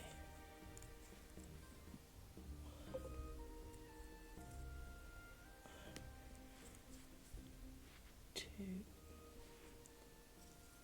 Three.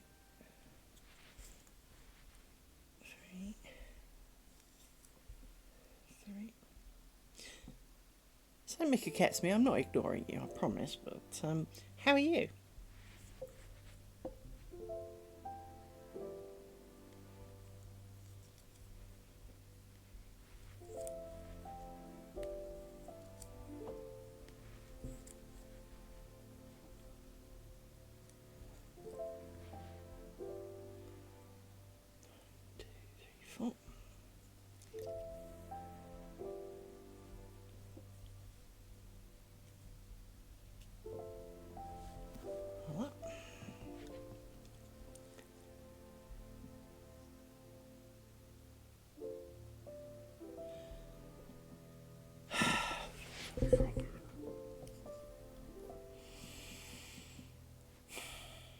Got it wrong.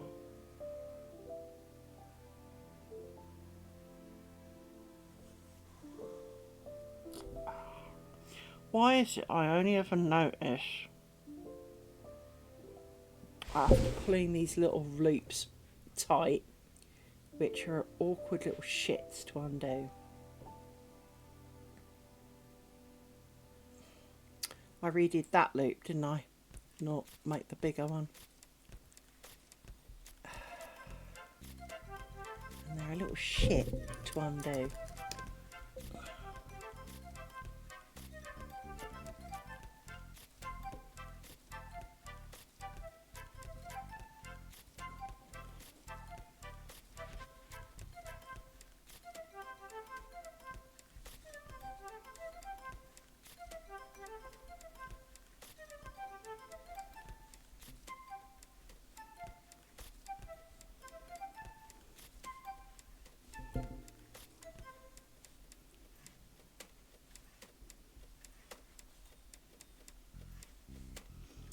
It is coming undone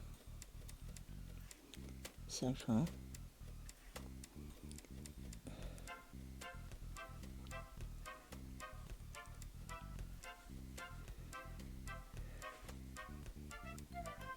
It's not really enough yet to hang. Some of it is my nail sliding, some of it is actually moving.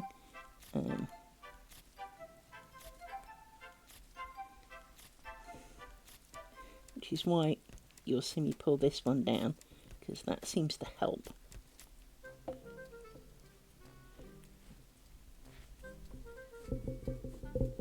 Right. Let's undo this. Sigh.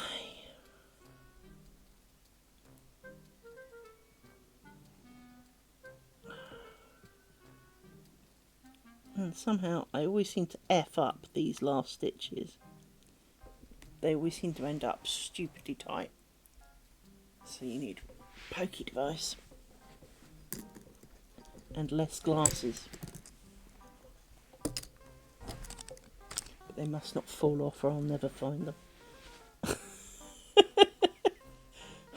Too blind for that. Alright. So.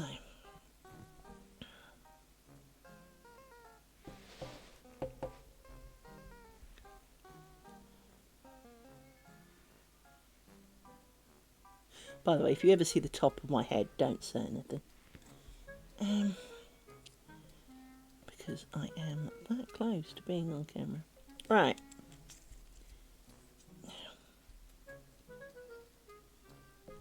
I mean, let's put it this way. I'm about 1.5 inches off the end of this bobbin. That's how close I am to being on camera. But I can't lean forward anymore, so I'm quite safe, I think. Not that, you know, not being on camera is the end of the world. I mean, I won't die if you see me. It's not like I'm famous or something. It's just more a case of... I'm old. I'm ugly. I've been around the block. I mean, I do look a lot like my picture, I will tell you that. But the truth of the matter is, of course, my avatar does look better than I do. Just because she's an avatar.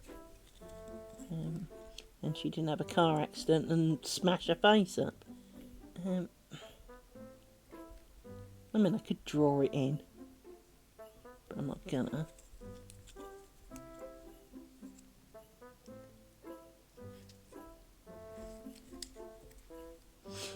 I mean, it was very noticeable when I was younger, nearer the time. The scarring was horrendous. These days, it doesn't show half as much. It used to be the first thing people saw. You know, it was the kind of, "Mummy, what's wrong with that woman's face?" kind of moment, you know. Whereas these days, they don't really notice. But it did take a long time.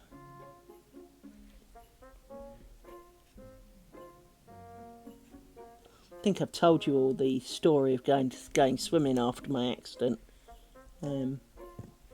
which I was advised would be great for me because obviously I bust my pelvis and my leg, and they advised, you know, to strengthen and to get gentle exercise. Swimming would be best. So I went down the swimming centre, threw on a swimming costume because, you know, I was skinny. I proper was skinny then. Put on my swimsuit, went swimming. As I went to collect my clothes afterwards, a girl came up to me, and she said, "Excuse me, can I have a word a minute?" And I'm like, "Yeah, sure. What's the matter?" You're offending our patrons." I'm sorry, what? You're offending our patrons. How? Oh, well, your scars. And I looked at her and went, I'm offending your patrons. So this is not something I did to myself on a whim. This is a car accident.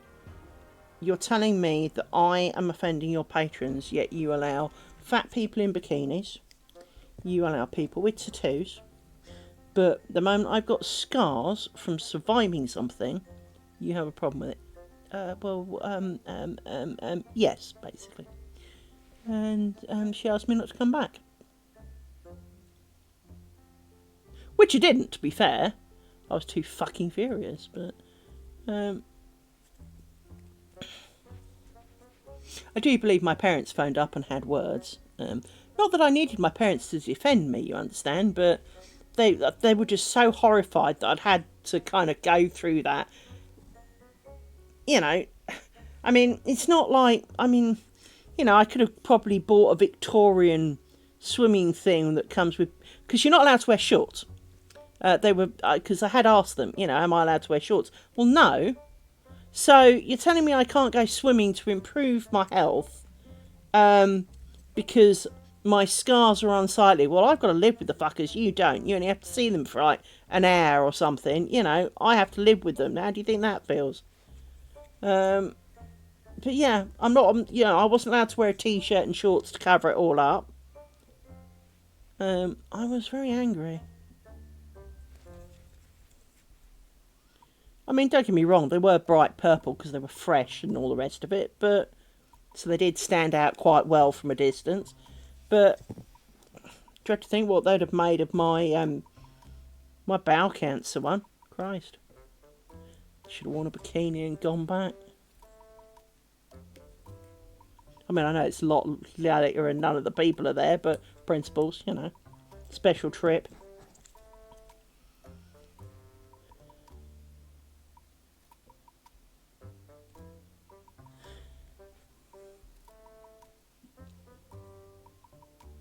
Going in a crop top and kind of go, excuse me, I'm going to go swimming and see if their faces are just as bad as they were back then. I'd like to imagine they can't these days.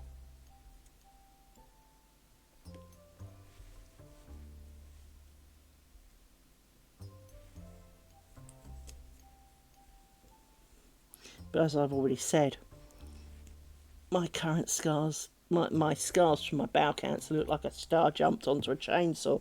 So, you know, I can kind of imagine that being a bit of a problem because there's quite a lot of it. To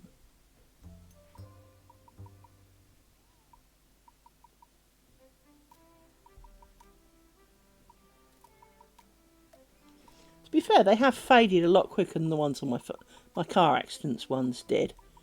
In that they aren't purple anymore.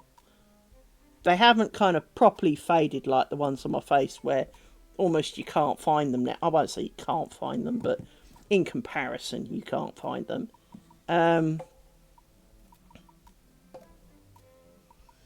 Because obviously scars mellow over the years. And, well, the ones on my face have had a very long time to mellow now. 32 years, so, you know, they've kind of disappeared as much as they likely ever would. Whereas obviously the bowel cancer ones are only a couple of years old. So as a result, they're still kind of, they've got a fair way they can go yet. So, right, let's undo this. At least this one's undoing. I don't have to start again for like the 60th time. Keep still, animal. Do you mind not shoving me up the butt?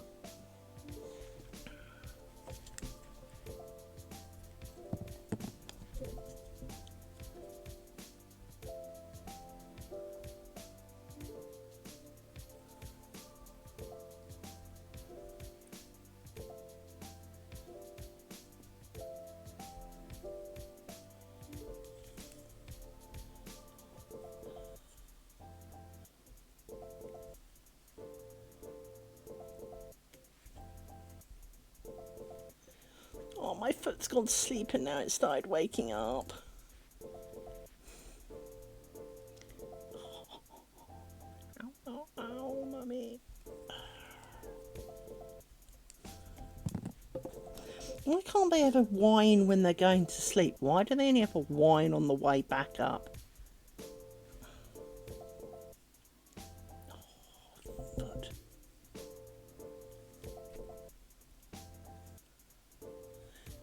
Mind you, missed a perfect opportunity if it had gone to sleep. It's the one with the sore toe on it. Could have really poked the toe if it was truly numb.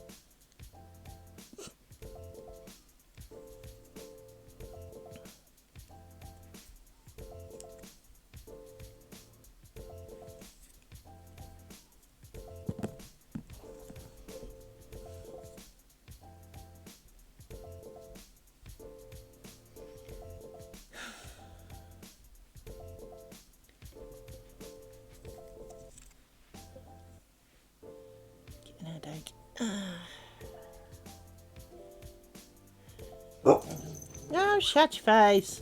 I really doubt there's anything happening. It's like 2 o'clock in the morning.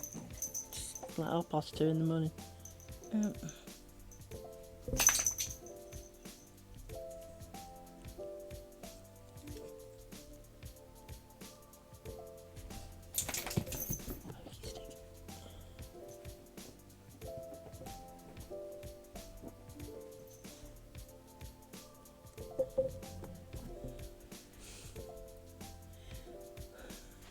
By the way, someone can tell me, what is this fascination with the song Pink Pony Club?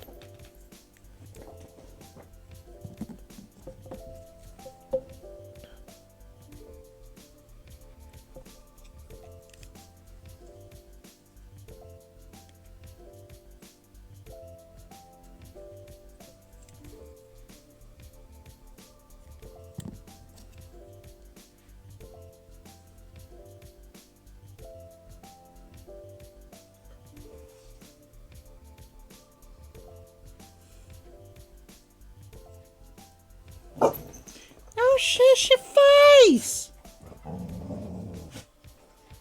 Didn't hear a thing.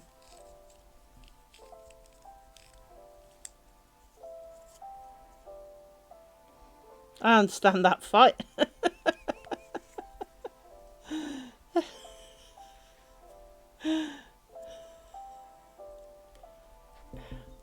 Drew, what do you think I'm doing? I'm having a fight with it.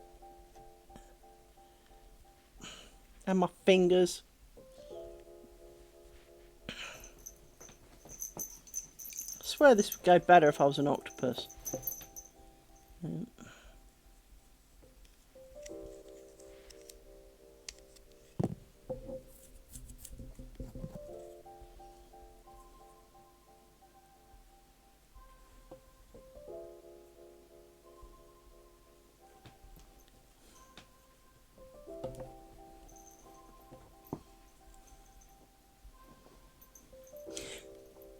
Well, I mean, it's not a bad song. It's all right, but it's you know, there just seems to be this. It's everywhere, and everyone's kind of raving about it, and it's like,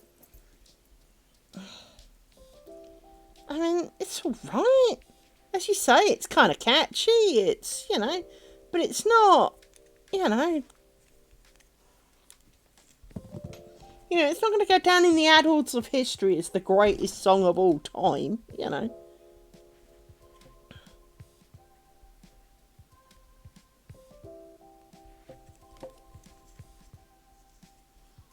I just wonder if there was hidden meanings that I was missing out on, which is quite likely.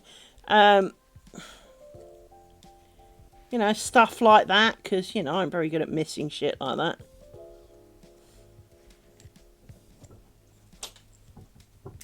I mean, it sounds like there should be a hidden meaning.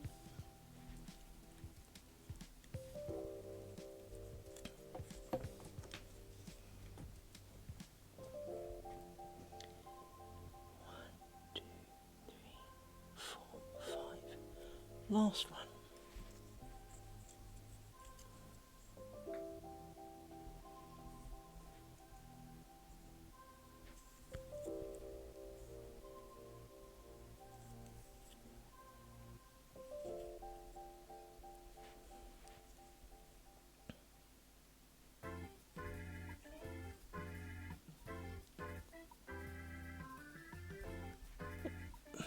So, you get to go there. You get to go there. That. And then we come back to that.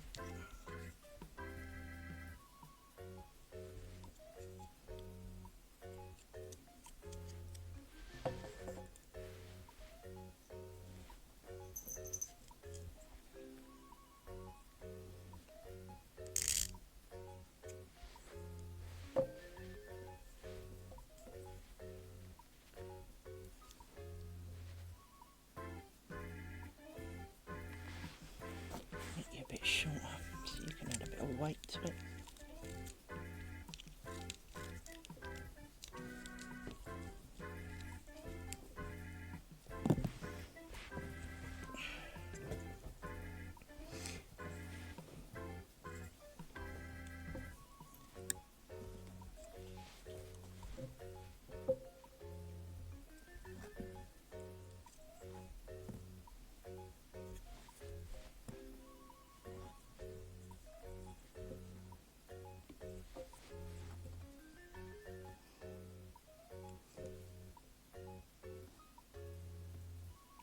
So I had a small nightmare that I was supposed to join that to something.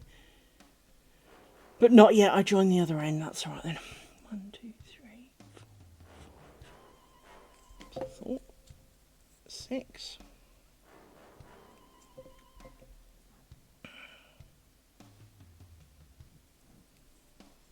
What do you think?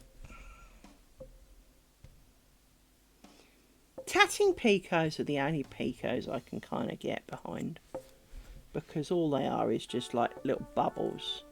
They're not fancy, twiddly, stupid, dumbass things. But even half of them seem, you know, irritatingly pointless. 4, 5,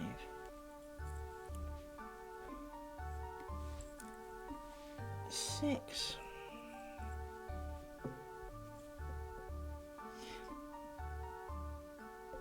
Yay!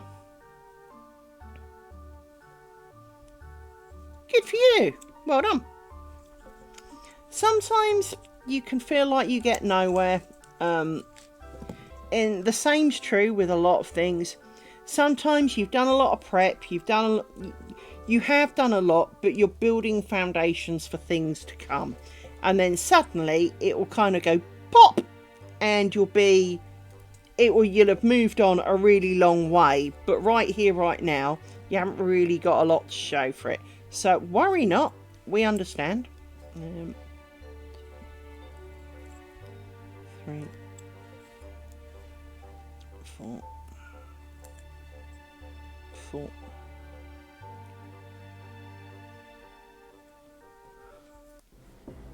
5.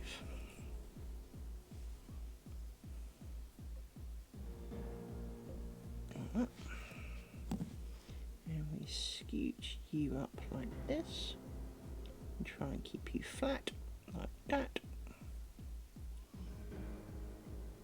Your Pico did not come out very well, did it? Your Pico, where is the your Pico?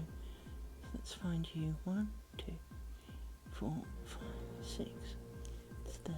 Let's make you just a little bit bigger so we can find you later. There we go. That's better. Right. Now we turn you over. Now we make the ring. So now we have unfucked that bit. So 1, 2, 2, 3, 3. Skip a bit. Put my fingers back in the hole because I always end up taking my fingers out. 1,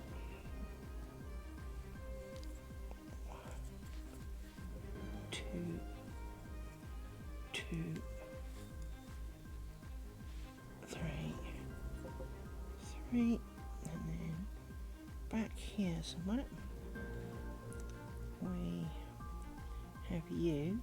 We need to make sure we haven't twisted you, and we need to grab you and poke you through that and check that you're not twisted, which you're not, which is great. You go through the hole, you come out the other side, you go back in your fingers.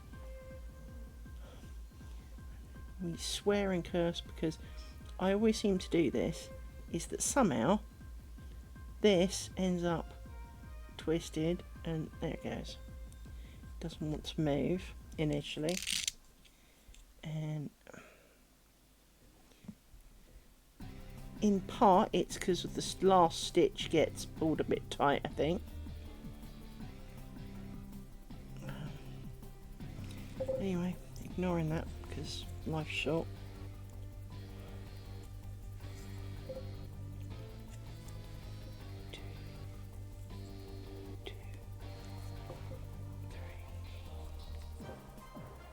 3,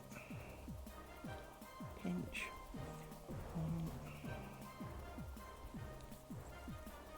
1, 2,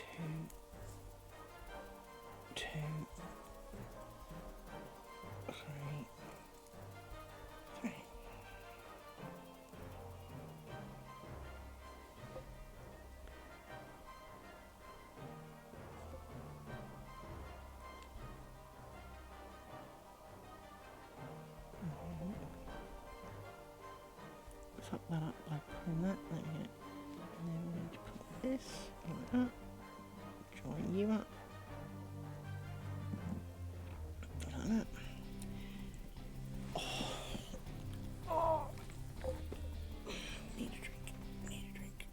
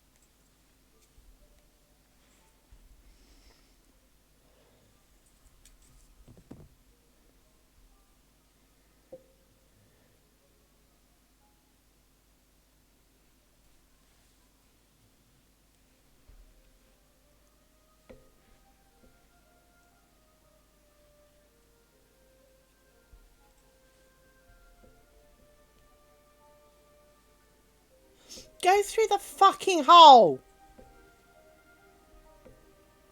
Excuse me.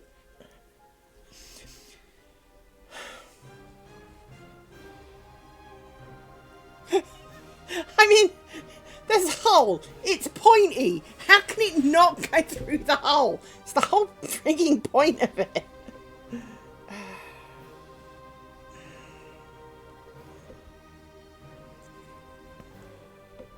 This is why I really do not have patience.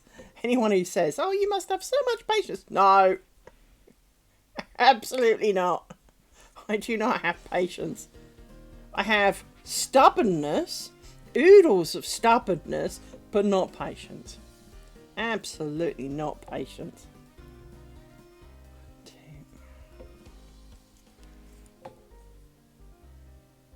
3. And I keep getting it stuck on my finger, which does not help. Okay.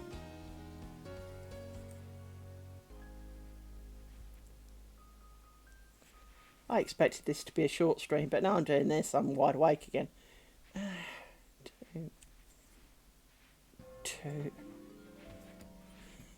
Yeah. Well, especially when things like the fingers that you've got to shove through here to have the ring then get in the way, or one of these fingers gets stuck on another finger, or it's just highly infuriating. And as you can see, this finger looks slightly mangled. Well, probably because it is, but I don't know why it is. It shouldn't be, but it is. And as a result of being slightly looking mangled, it's making a meal of doing this because the skin's rougher. See that? It always tightens the last stitch way too much.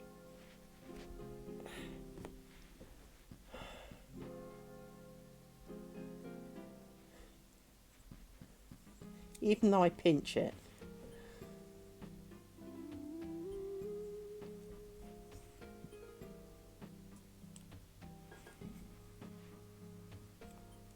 And then it does all this tangling shit. So you untangle it by dangling it, and then it still fucking twiddles.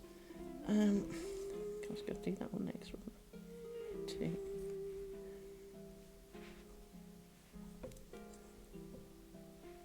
Right. So.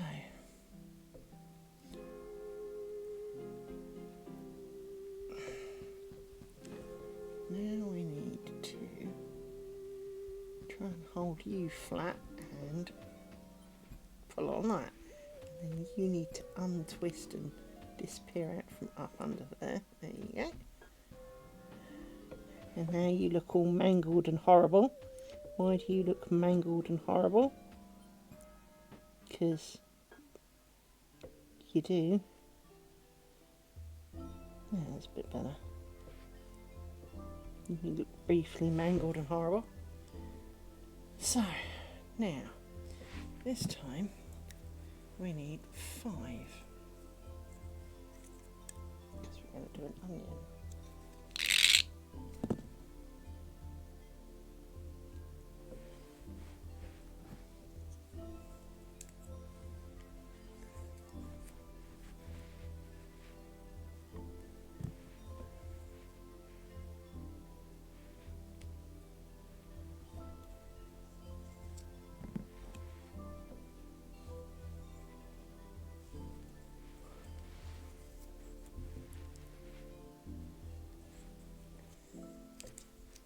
Go through the hole. 2, 3,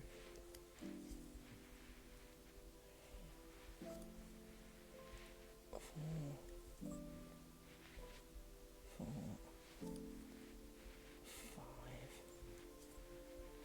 5. Right. You still look a bit mangled there in the middle, though. Why does that look so mangled? I think it's because the pico's a bit long.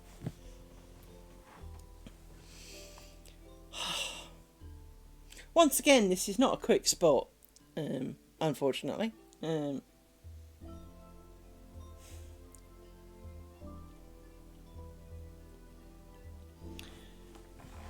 the next bit's the easy bit. I say that with a slightly sarcastic face. You get to go over there. And now, we hold you, make a loop out of you, and we go 1,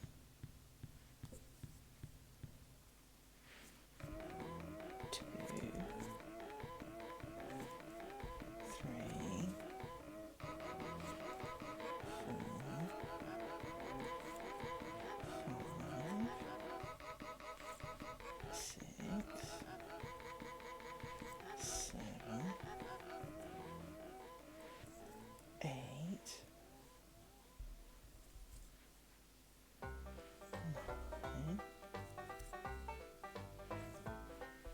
10.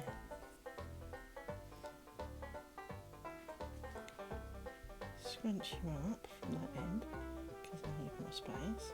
Pinch. I'll use some more. 1,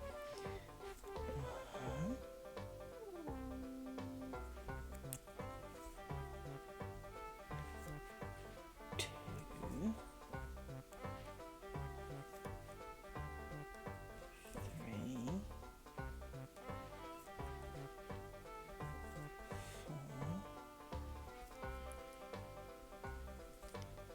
4, 5, 6.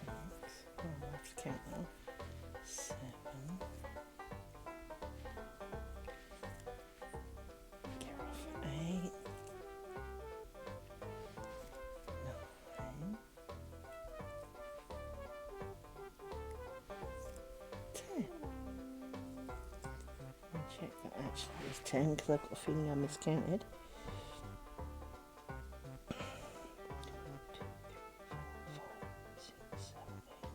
10. Alright. And then we make sure you're all flat and we give it a tug. See, wasn't that easy, children? So when it goes like that, it's nice. It's a great hobby. It's the next bit that sucks donkey balls, which is now we twist it and turn it and do fucking shit with it. And this is where I forget to join it and all the other things that I have to do. So, from this one, we are holding you around this way, because you should be around this way. And we need to do 2. And there's a knot in my fucking yarn. Hang on.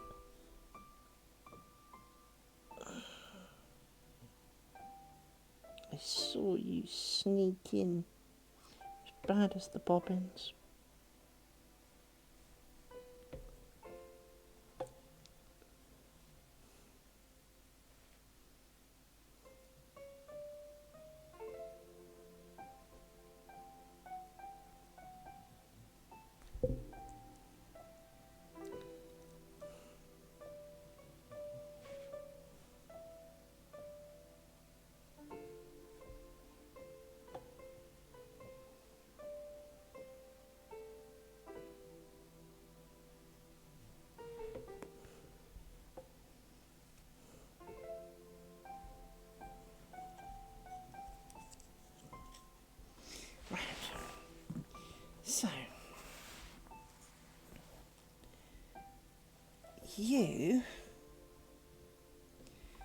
go over here. You are the bobbin of choice, and you get to do 2.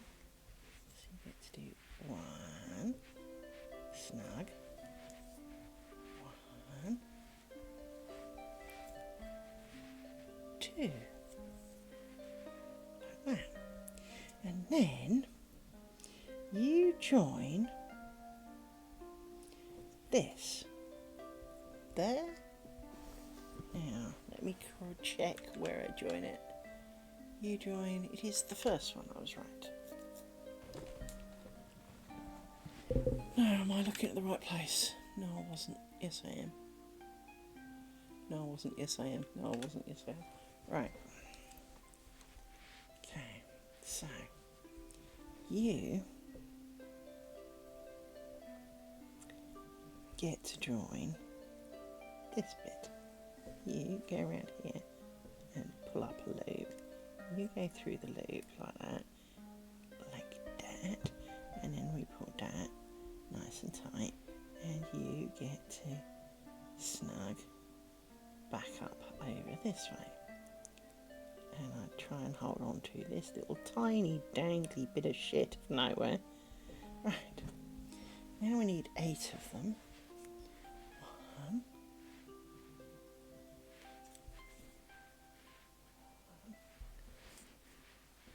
2, 2, 3,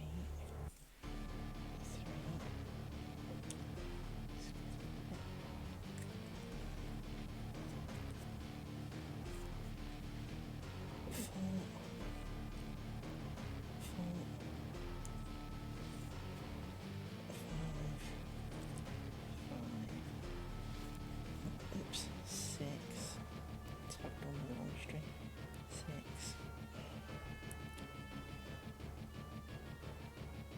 no, hang on, 1, 2, 5,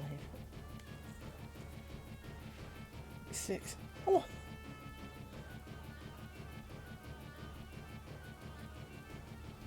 And you, well done. Your break wasn't that long, you know, but I do understand the longer it is, the harder it is to get back into it. So, you know, good luck. 1, 2, 3, 4, 5, 6, 7,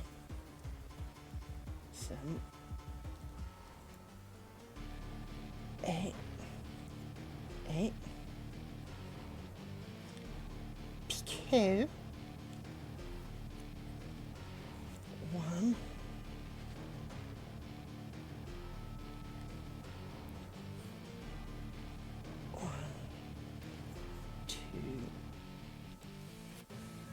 2, 3. Now, this is the tragically, annoyingly shitty, complicated, arseholey bit that I have been struggling with. So, this wraps around the edge of this ring, and somewhere around here there should have been a picot, which has disappeared into nothingness. Thank you for that. So I know it's there. It's the world's smallest picot, but that's fine. So this goes round there like this, and we snug it up quite a bit. But to do the next bit, we need to poke through this hole here and grab this yarn here, pull it up like this, and the done thing is to try and place it on our finger like that, and somehow extract that. There we go, and decide which end is which. So this then comes up through the middle, and this, and then I need to pull on this. She says trying to get in to grab it, this, to pull it, and I need way more yarn than this. Hang on, and I've already lost control. Right, you need to pull that back through there like that. Now, one of them says do not pull the yarn through, another one says pull the yarn through.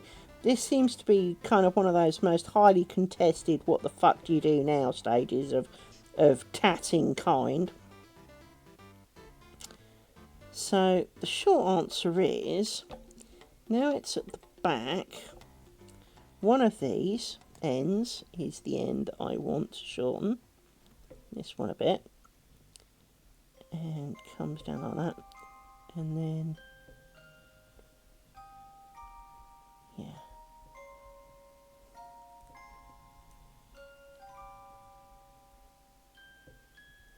I need to pull this through. No, I don't. I want to pull this back up a sec. Hang on.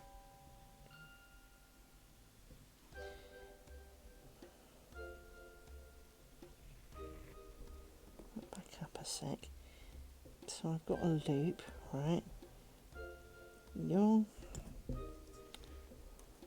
This is where having different colours is really helpful, because you can see them. Right. So you come around there like that. You get to be, the length of you is not important. What I do need to do now is put you back through there. That's it. And then pull you down a little bit like that.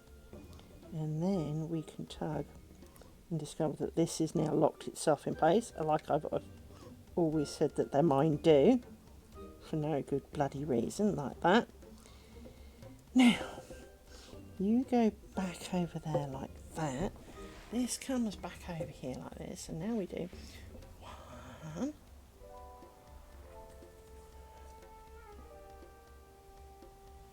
2, 2, 3, 3. Go. 1. Missed. 1. Pull you back down because you should be over that end of my finger.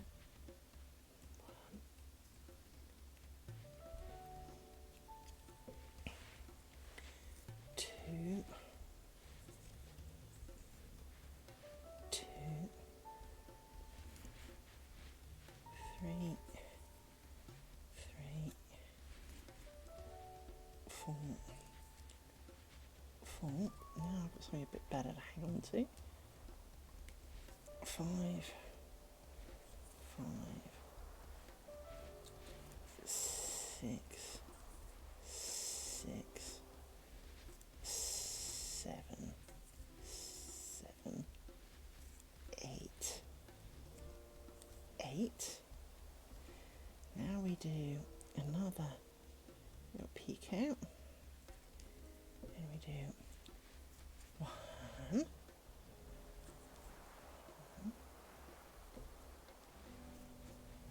2, 2.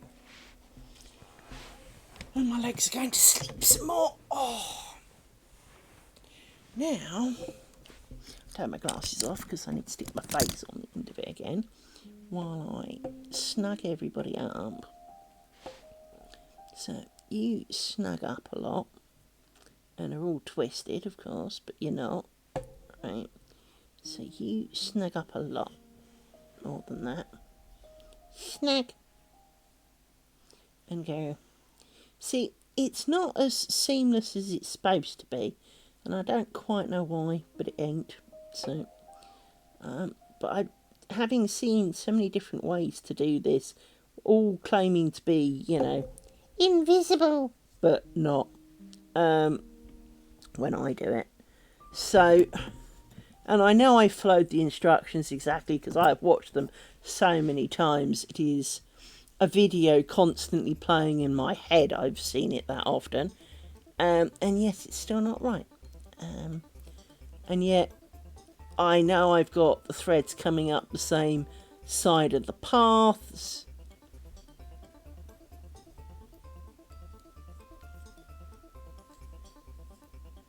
I understand that feeling.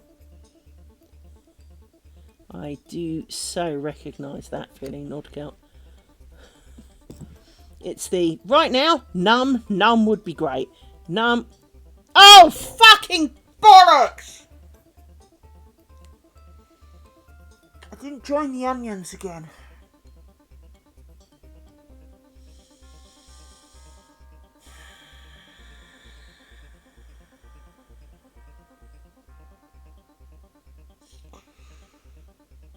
Oh, fucking assholes. This is the problem. You get so caught up in counting it and checking it, and you still manage to fuck it up. Fucking piece of shit.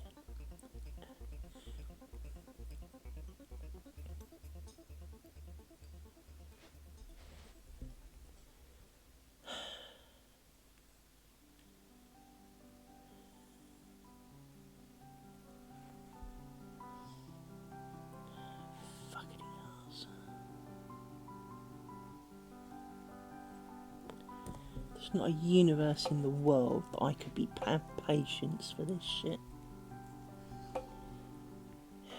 Because you try so hard and somehow still fuck it up.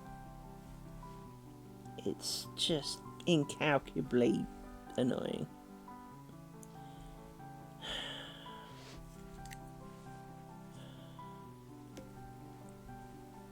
I mean, at least I noticed now, I guess.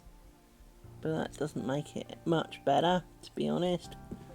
And undoing it is kind of annoying because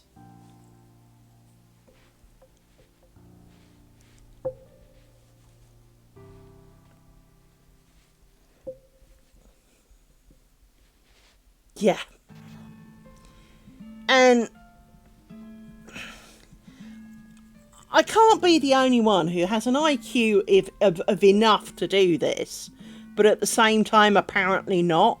You know? It's like it completely leaves my body when I need it, you know. And I do find unpicking it, it's a bit like when I go to unpick my lace. You know what you did, you know the moves that you were supposed to have done, but somehow reversing them doesn't seem to be the right shit. And it just kind of bugs me. Because I'm trying so hard to make it all neat and tidy, and I'm doing really well, and then you suddenly look back and realise that you didn't join shit together that you should have done. And I think some of it is because on a lace pattern, on a knitting pattern, on a crochet thing even, you don't end up with this long string of piss dangling off the edge that's twisting and turning underneath you. You work in a row, or you work in rows pretty much with everything else. And as a result, if you need to join A to B, well, A's right next to where B, and even if it's got a bit of a gap in between, it's only just over there. It's not dangling somewhere by your bloody knees, twisting away, you know, like some form of 60s, you know, party goer. And it's just so frustrating because the whole time you're doing it, you know that things are supposed to join, but it's not always obvious which bit of what you're joining it to, you know, when it's a streaky blank of piss like this dangling from your hand. And because obviously I'm actually connecting it to this bit here, so it's all the way down the bottom. It doesn't scream, "You've forgotten me." Connecting to here makes every bit of sense because, well, it's kind of next door. But connecting to the one at the bottom of your piece of work doesn't kind of scream, "By the way, you were supposed to join me here." And then when you come to do the last one and you've got 2 joins to go, everything just gets in the way. So there are words. There are definitely words for this stuff.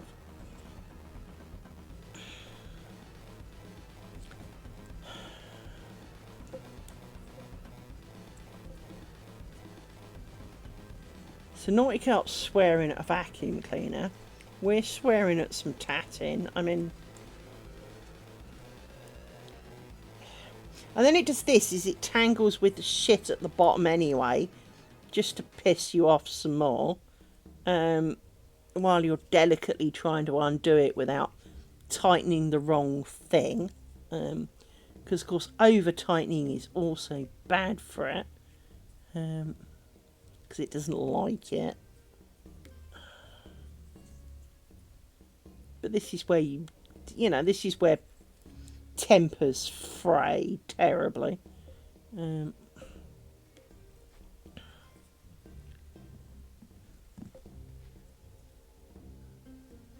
now I've got to undo that bit of onion shit that doesn't really sit right, which is a lot harder than it sounds. I have successfully done it, but it's definitely harder than it sounds. Because most of this undoes reasonably easily. I say reasonably, you know. Sometimes it needs a bit of an extra poke, but it kind of comes undone. The oniony bit, not so much. The onion bit, quite frankly, hates it. Because you're kind of going nuts and pulling out little bits of nowhere. And it's a bit short now. Of course it is.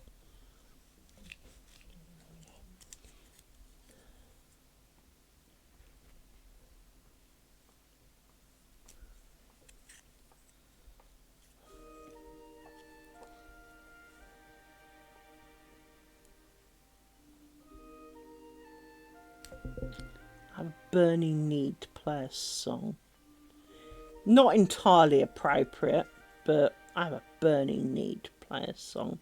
When I get to the end of unpicking the bit that I need to unpick too, and not making further knots of complications, I will play said song. Because you'll understand. And if you haven't heard it before, you are missing out. It's a very good song for days like these, really. It's more work orientated, but it fits pretty well.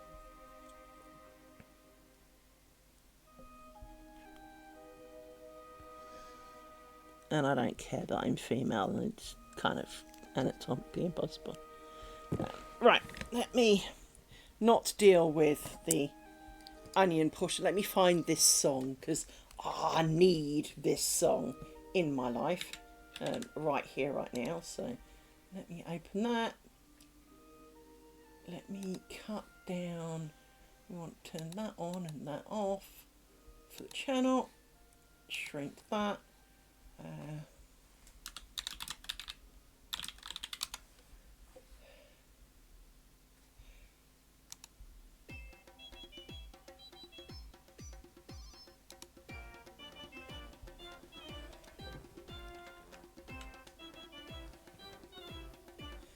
Oh, you're not playing it.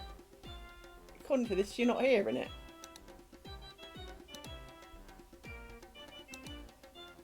Why not? How can you not be hearing it?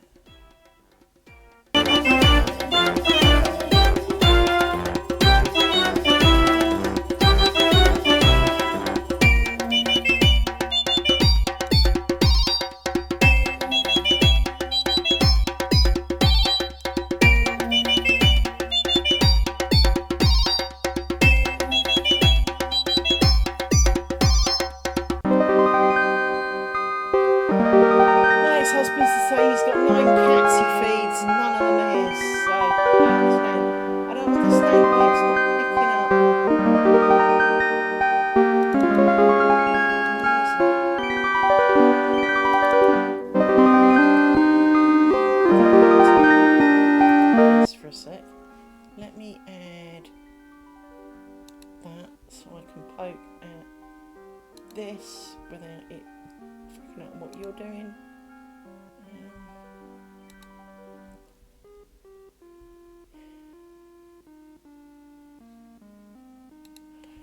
see.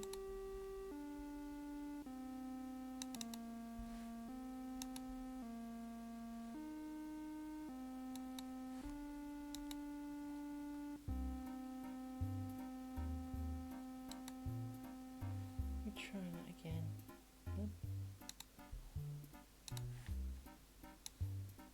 No, it's not picking it up at all.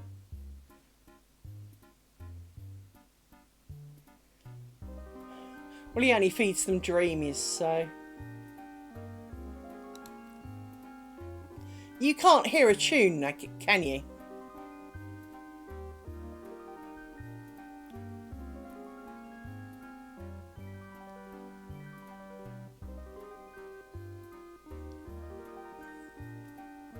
This has always worked before.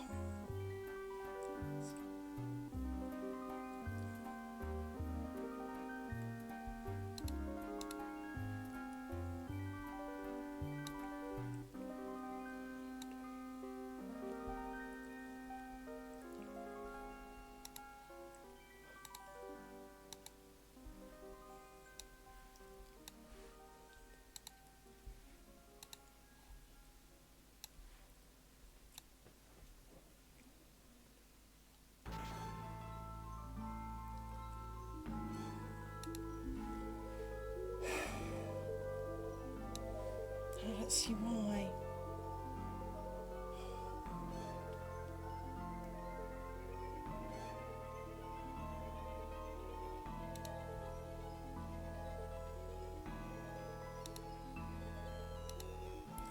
Don't see why it's not picking it up. Let's do this then. Go back here, go here. Click on this. Look, am I being stupid? Is there a second one that I play? No. Fine, let's close the window then. Close that.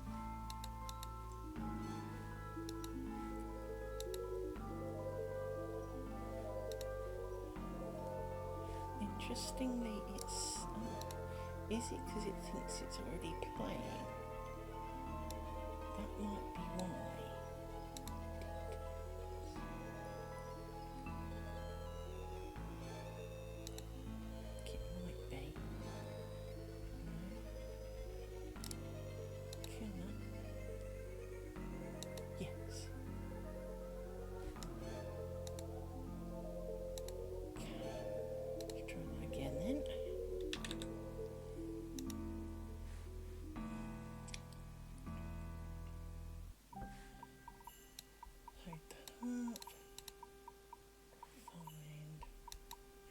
Music.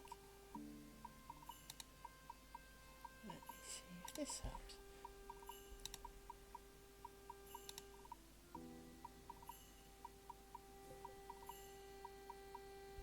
No. Why are you not? How can you not be finding it? How hard is it to find a process?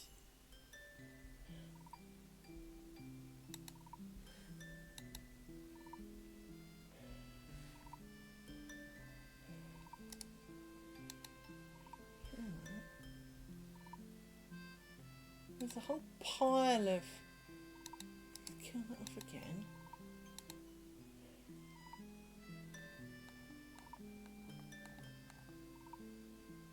There's nothing else called something similar, you know.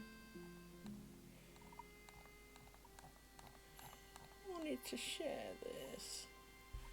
Okay, let me kill off some background shit. Because I've got a lot of other shit floating around. Quit that. And you for a minute. Everything else is fairly normal. So let's try this again, because this has always worked. This has never been a problem before.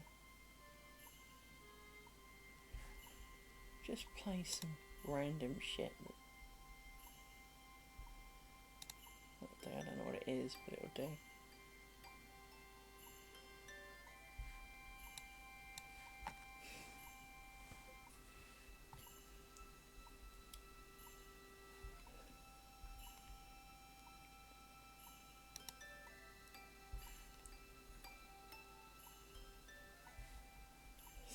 if I can.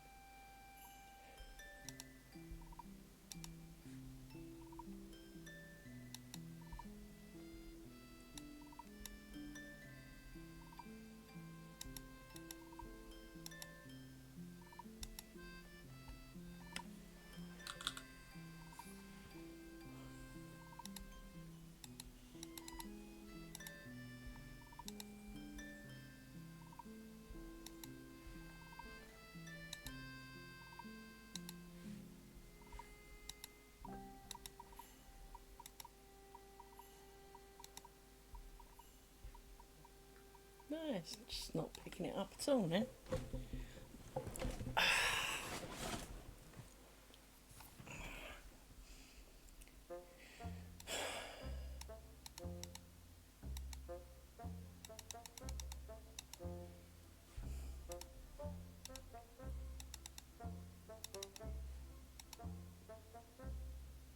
I swear I saw you move then.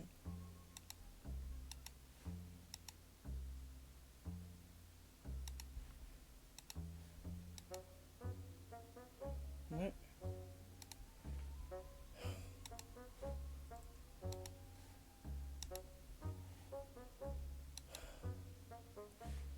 Okay, let's see if we've got any other options. No, don't want to do that there. We'll do that there.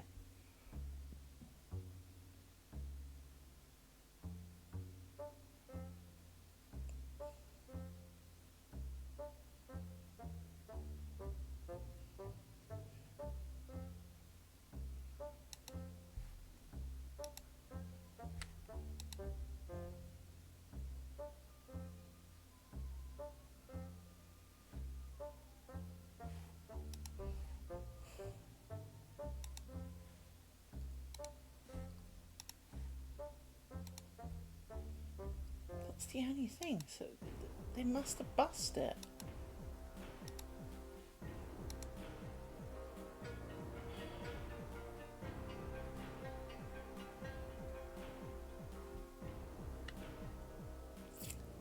Well, that's just really irritating.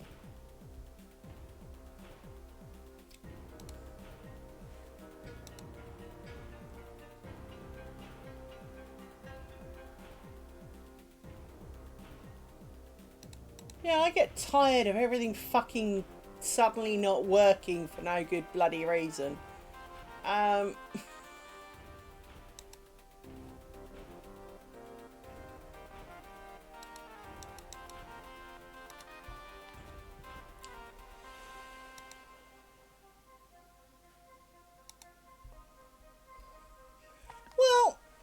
and I know that, but there are still times, you know?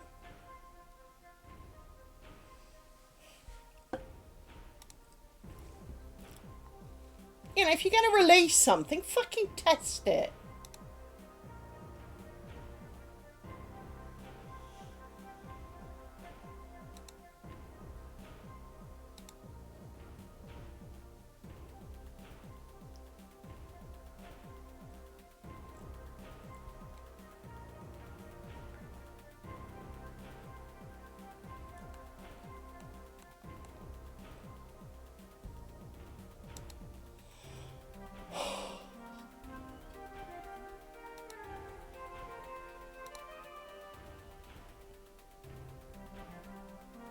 Normally, all I have to do is swap those two. That's it. But it shows as active, but nothing happens.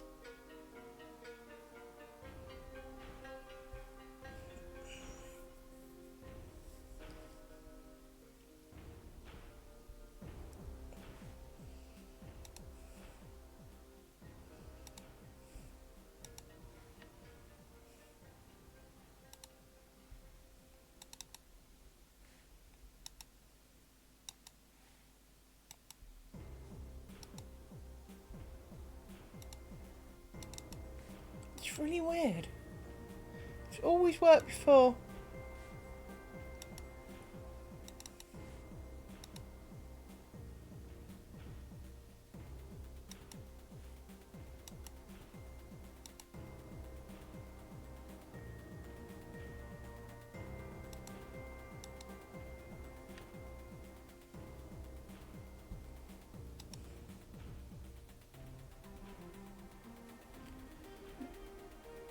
poop? Well, you know there's one answer, don't you? But I'm not going to do it. I'm not going to play it through the speaker just for...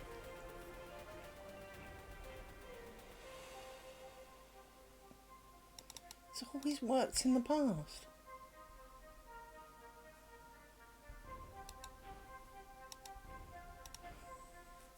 I wouldn't mind, but the actual app itself has got fuck all options on it.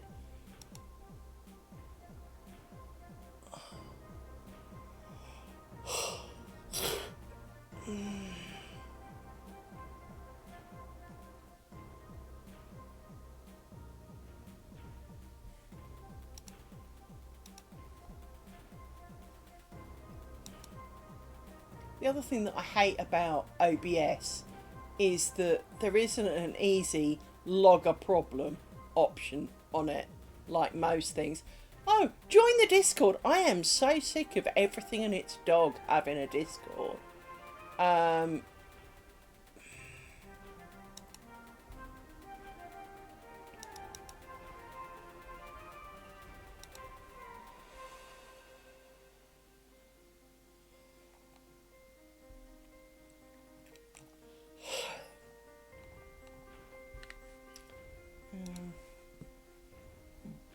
Excuse me.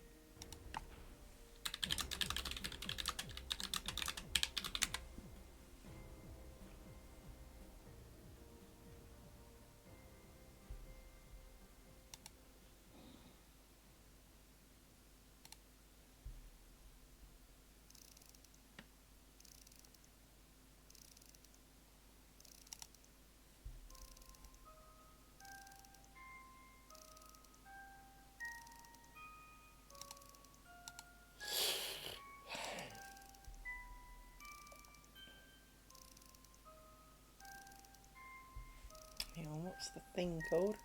Problem is also some of this shit has got a stupid name. So it's called. Actually, that doesn't tell me what it's called. It's even more stupid, isn't it? Let me go back to because you didn't need to be distracted. Let me just click on that and add sources.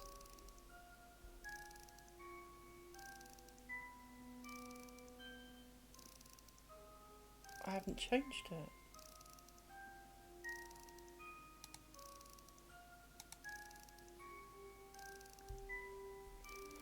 A couple of the tracks are louder, but I am considerably louder than the music.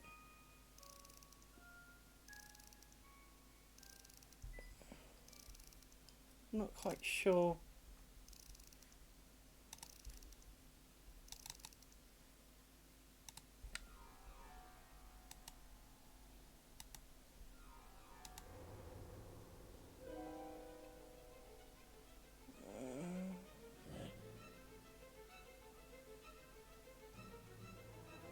Oh, okay.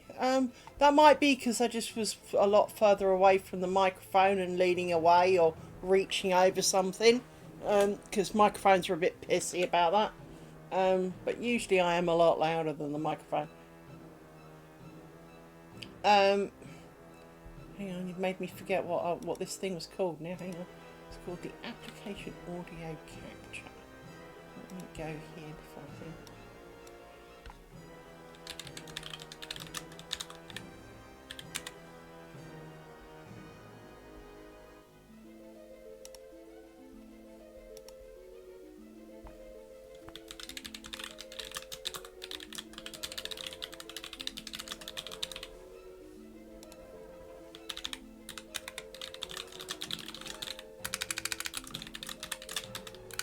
Don't write it now, I'll forget.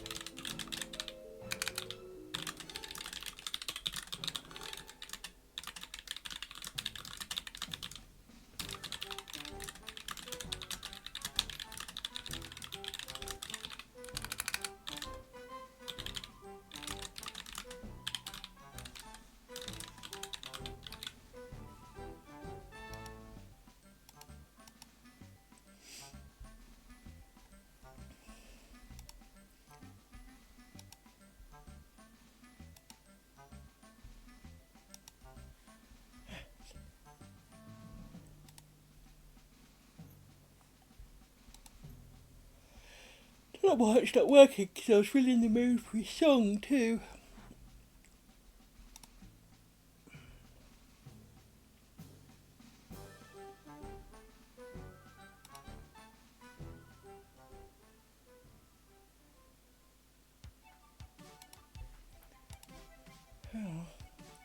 Let me put it back then, so at least you've got that music going on.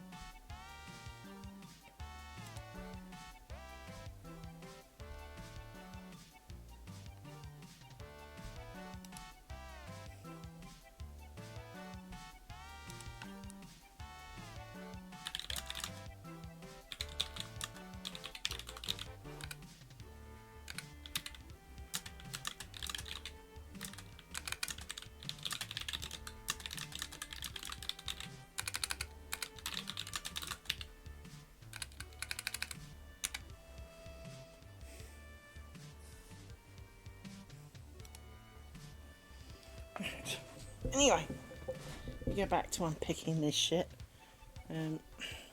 Slightly irritated, I now can't even have my grumpy song on. Because, let me check which side it is. That one to that one? Yeah. We have to go back a little bit more.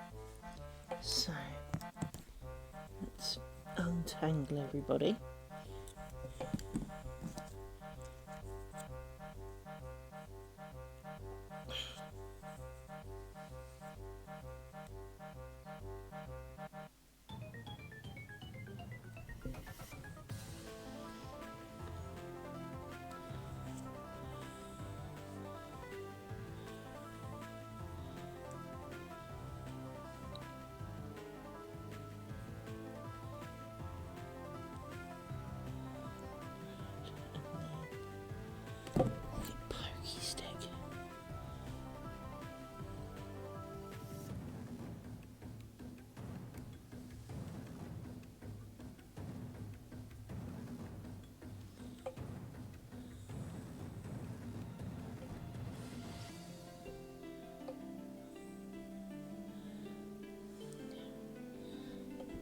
Problem is because I'm trying to undo something that I struggled to do in the first place, because you wrap this round here and poke that through there, and now all the thread's kind of a bit alive.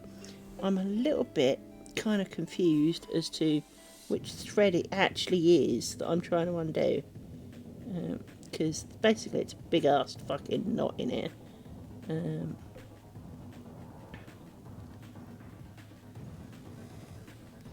And one bit is the picot from the lower layer, and the other bits are all technically, see, it's not you at all. You should not be part of it. I think it's all you. But you are, there you are. That's that bit. You can come through there like that.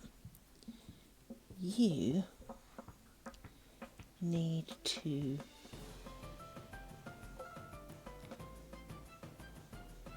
can just kind of fuck off a minute. Itchy nose now. That's why I nearly poke myself in the eye, of course.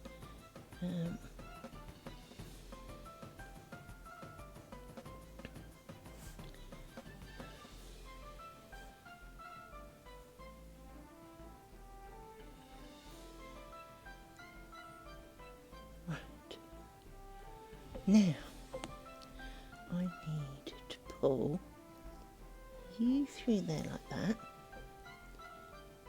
That's good. That's good. We're getting there. So, you need to be a lot bigger and have you come through here like this. Because you're a twisted head. And then you need to become considerably bigger. And then this needs to go through here somehow, through that way by the looks of it, and you'll come out. Tink! Yay! I did it!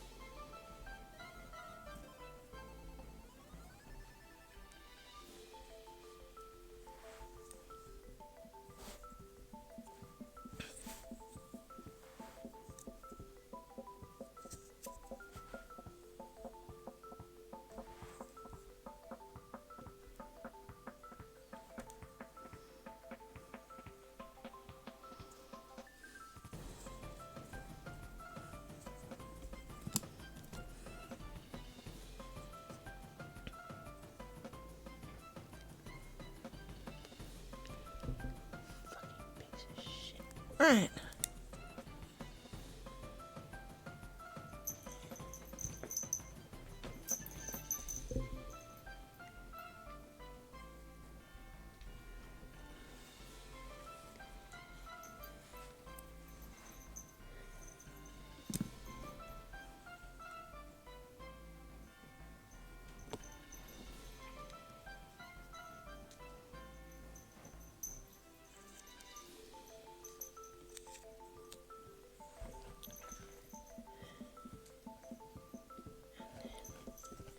We need to undo you like this.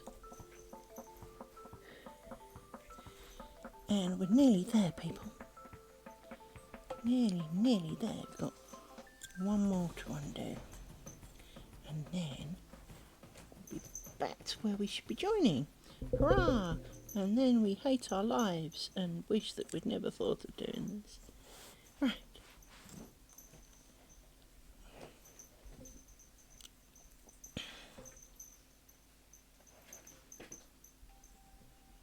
And now I've got an itchy ear. Right.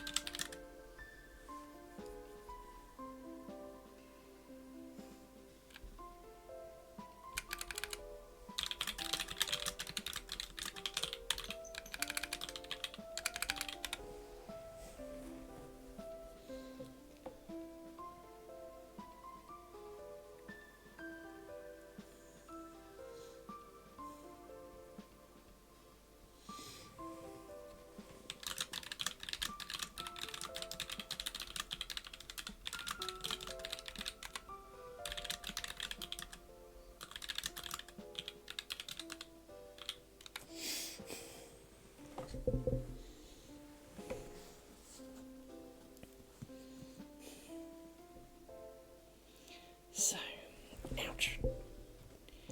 You need to connect to that one there. So, let's put you over here, you over here. This is what I mean by, you know, trying to keep everybody together. So, you...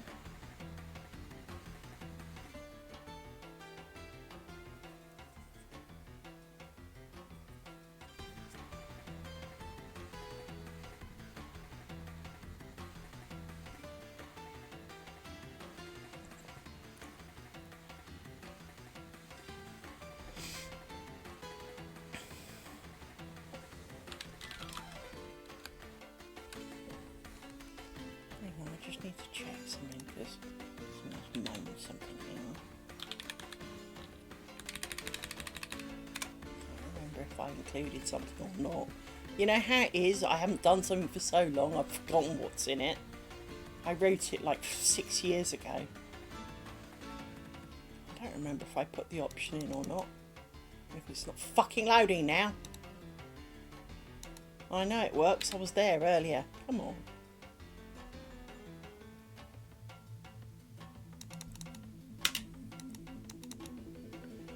I just don't have patience for this shit.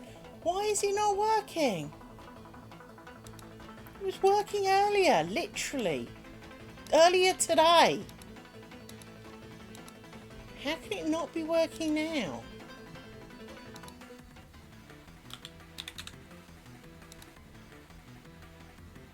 Just goes to a blank screen. Why?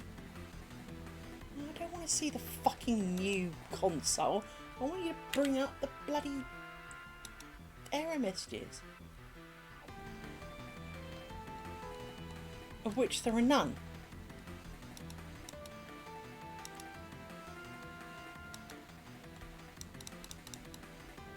So why aren't you showing it?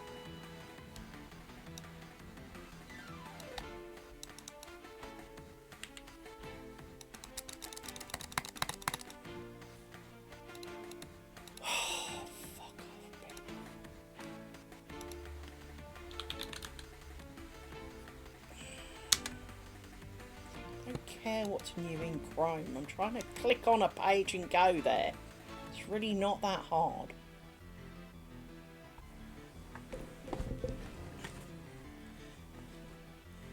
Yeah, have fun, Naughty Cat, because I'm getting really bad-tempered.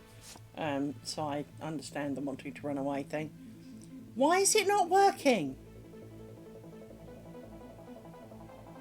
It's clearly working for somebody else. Stop showing me fucking dev tools and saying, hey, we've got new improvements. I don't care. I want to know why this shit isn't working, because you're not showing me any errors.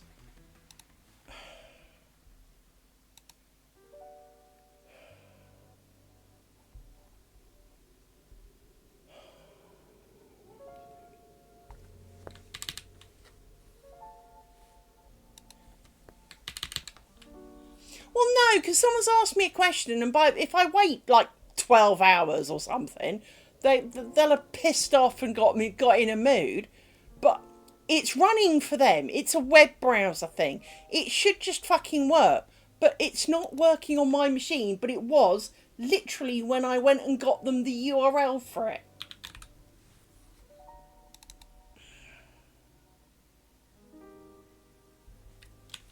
And what I don't understand is why on one browser it comes up with an empty screen, on another one it comes up with, it just sits there spinning its arsehole. And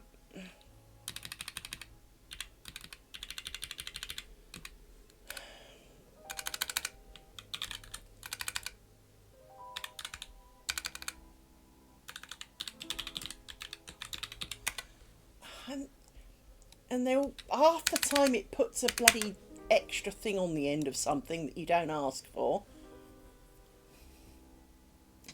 Something must be wrong with my computer. It must be fucking masking something and blocking something. 'Cause it ain't fucking playing. You're clearly not doing it. You at least seem to be doing something. But it should... There. Right.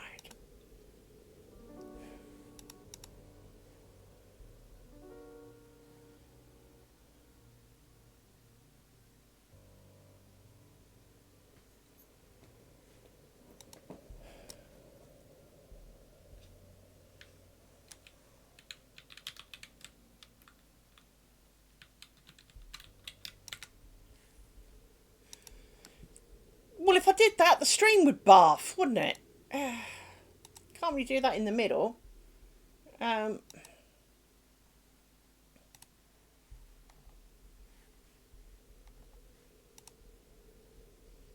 Yeah.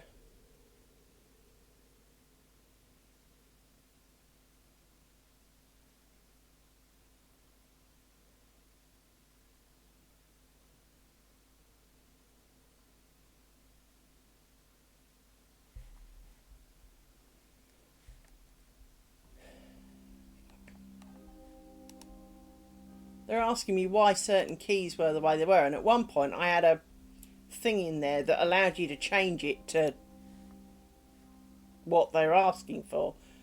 Why does everyone strafe and just not turn?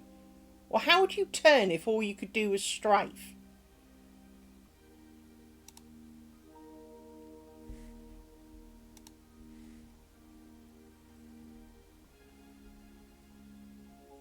And now I've shut the thing off.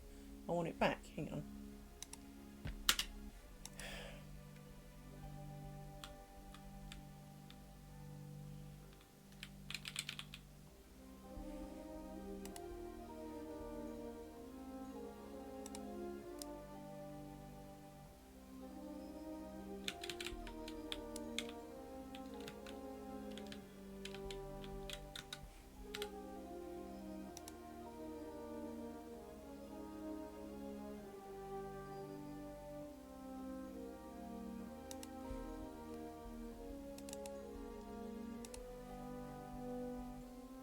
For some reason now the thing in my ear is making kind of weird, like rubbery noises.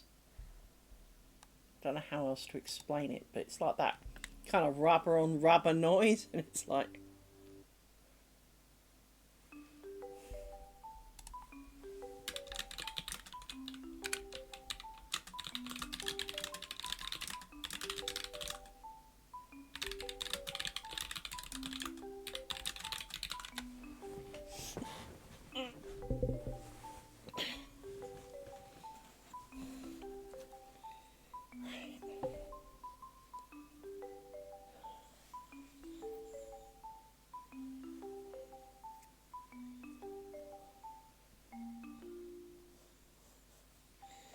undo that a sec because I need to get hold of some traction on that. Then grab this and do that. You then go through here, come on, put through the hole, and then you go in there like that. You pull up, right, go around there. Now I need to do 3 while trying to keep that under some tension, but not too much tension, and preferably over the other fingers. And now I need to use the other fingers, which is that finger, like that. See, this is the other problem I have, is that I want to use other fingers, but I can't use other fingers because it makes my brain hurt.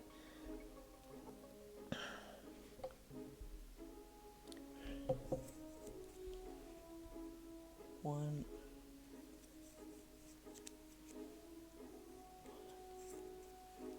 two,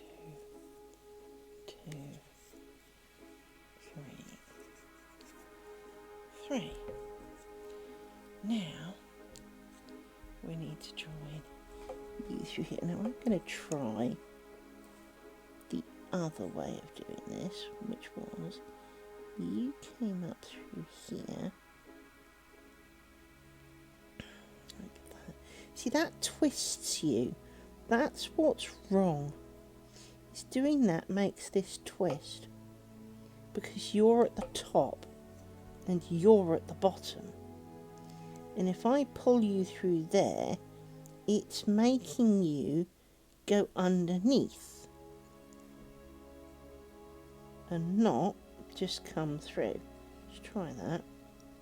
That goes over that finger like that. This comes up through the middle like that. And then we pull that to pull it. Now, one of them says, don't let it pull through the back. The other one says, pull it through the back and do other shit. And this is what I mean, is that they do make this really complicated. So, what I want is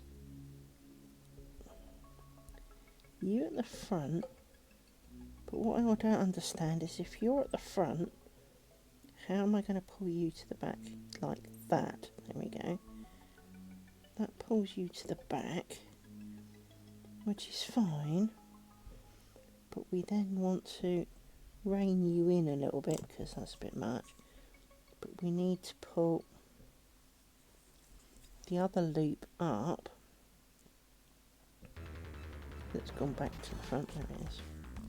We need this loop up like that, and then we pull you over like this to make you. No, I saw you pop. Go back. Where are you? You stay there like that. Bad thing. So you come up to there like that. You then pull the other loop that this needs to go through. So you go back through the middle, but without popping like that. See, you're not right. That's not right. It doesn't look right because you're behind that, which means that that can't be right. Coming from the front cannot be the answer. Let's try it from the back.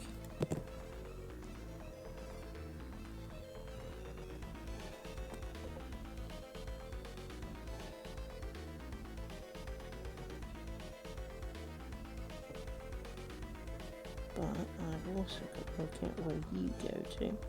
So you come up here.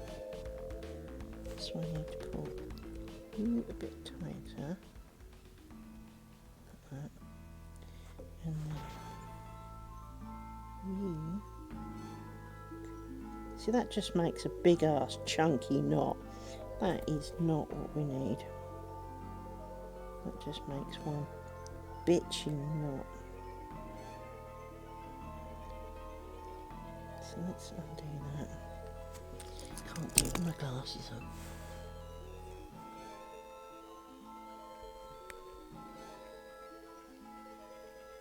It's funny how glasses is supposed to help you see, and it's the last bloody thing mine seem to do.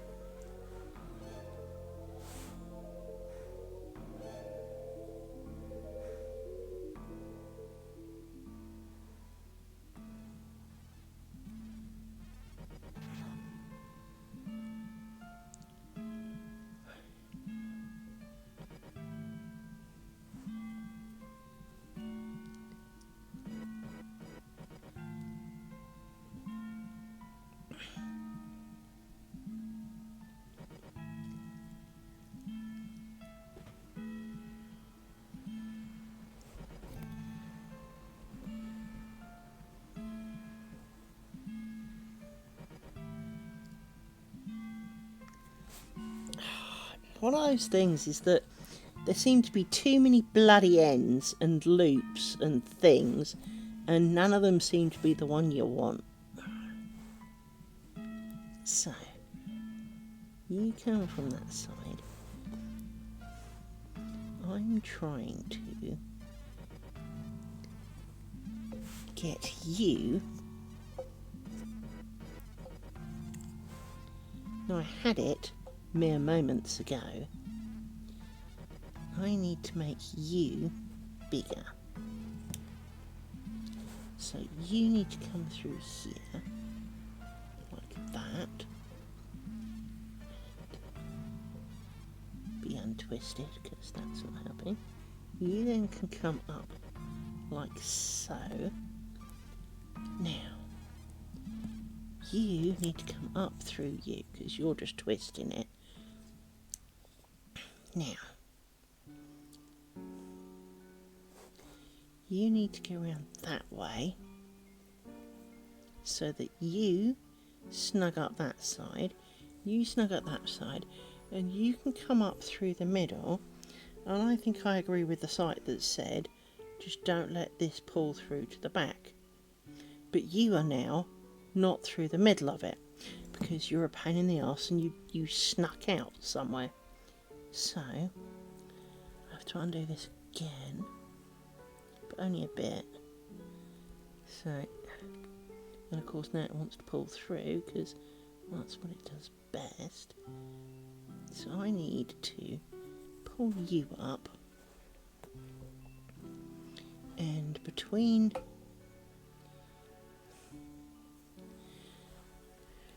let's take you out the way, because you're in the way now. So, you have come through to the front, you need to be in the middle, you then need to come up this way, and that's right, with you that comes through the middle. Right, so you then come through the middle there, that's fine. And you're getting stuck on my fingers!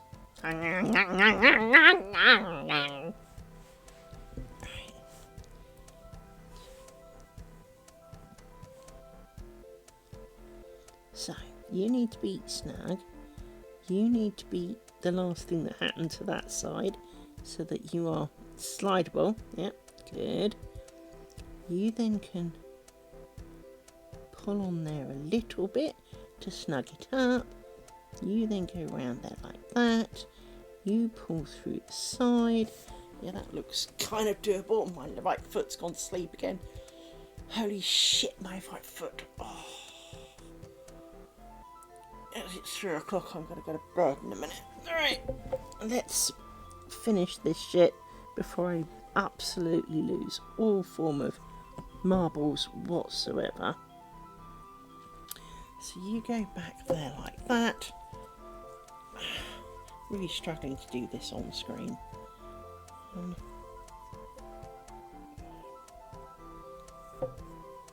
2, 2, 3, 3. Time to put my glasses back on so I can do it, so I can see what I'm doing.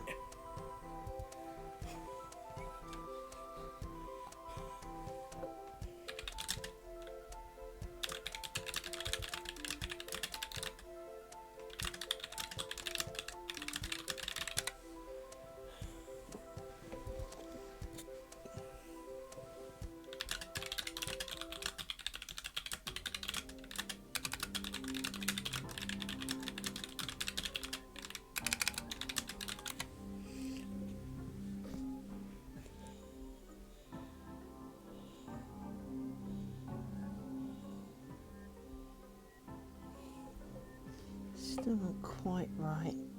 There's still something weird kind of going on.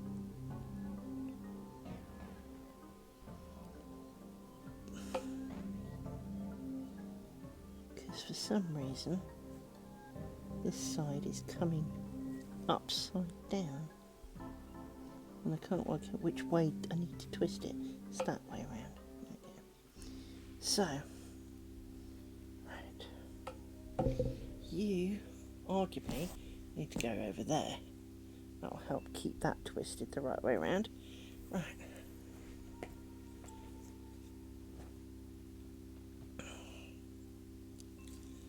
So now I need 8 of these. Grab a bit more of this. 1. Fuck off! 1, 2, 2, 3, 3,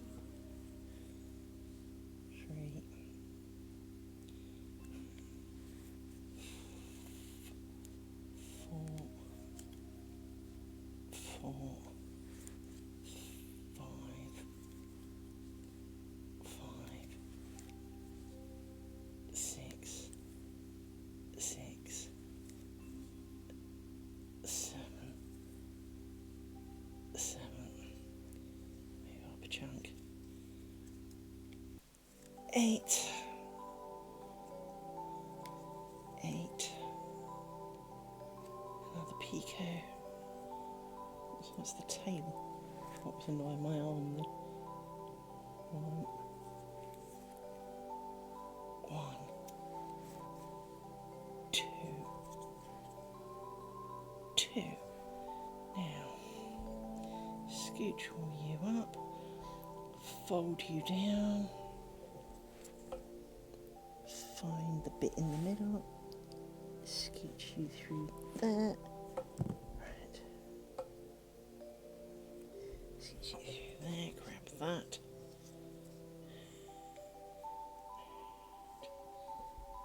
Tighten up in the hole.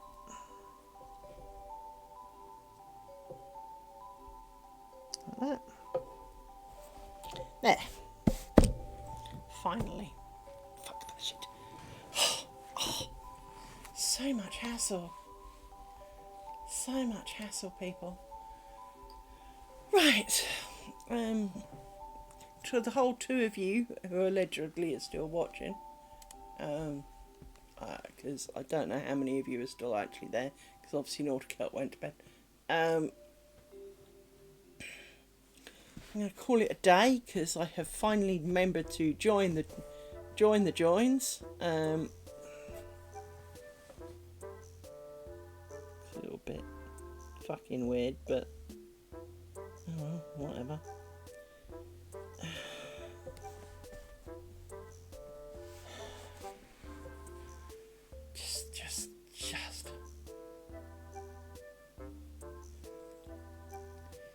Yeah.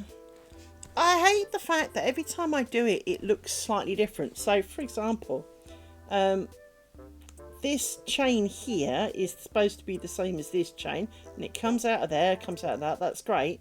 But this one seems to go up and round, whereas actually it goes round that way, but it doesn't look it. Fuck knows. And there are times when, you know, when there are times and you're just going, life's too short for half this shit. And the problem I keep having is forgetting to join things that should be joined.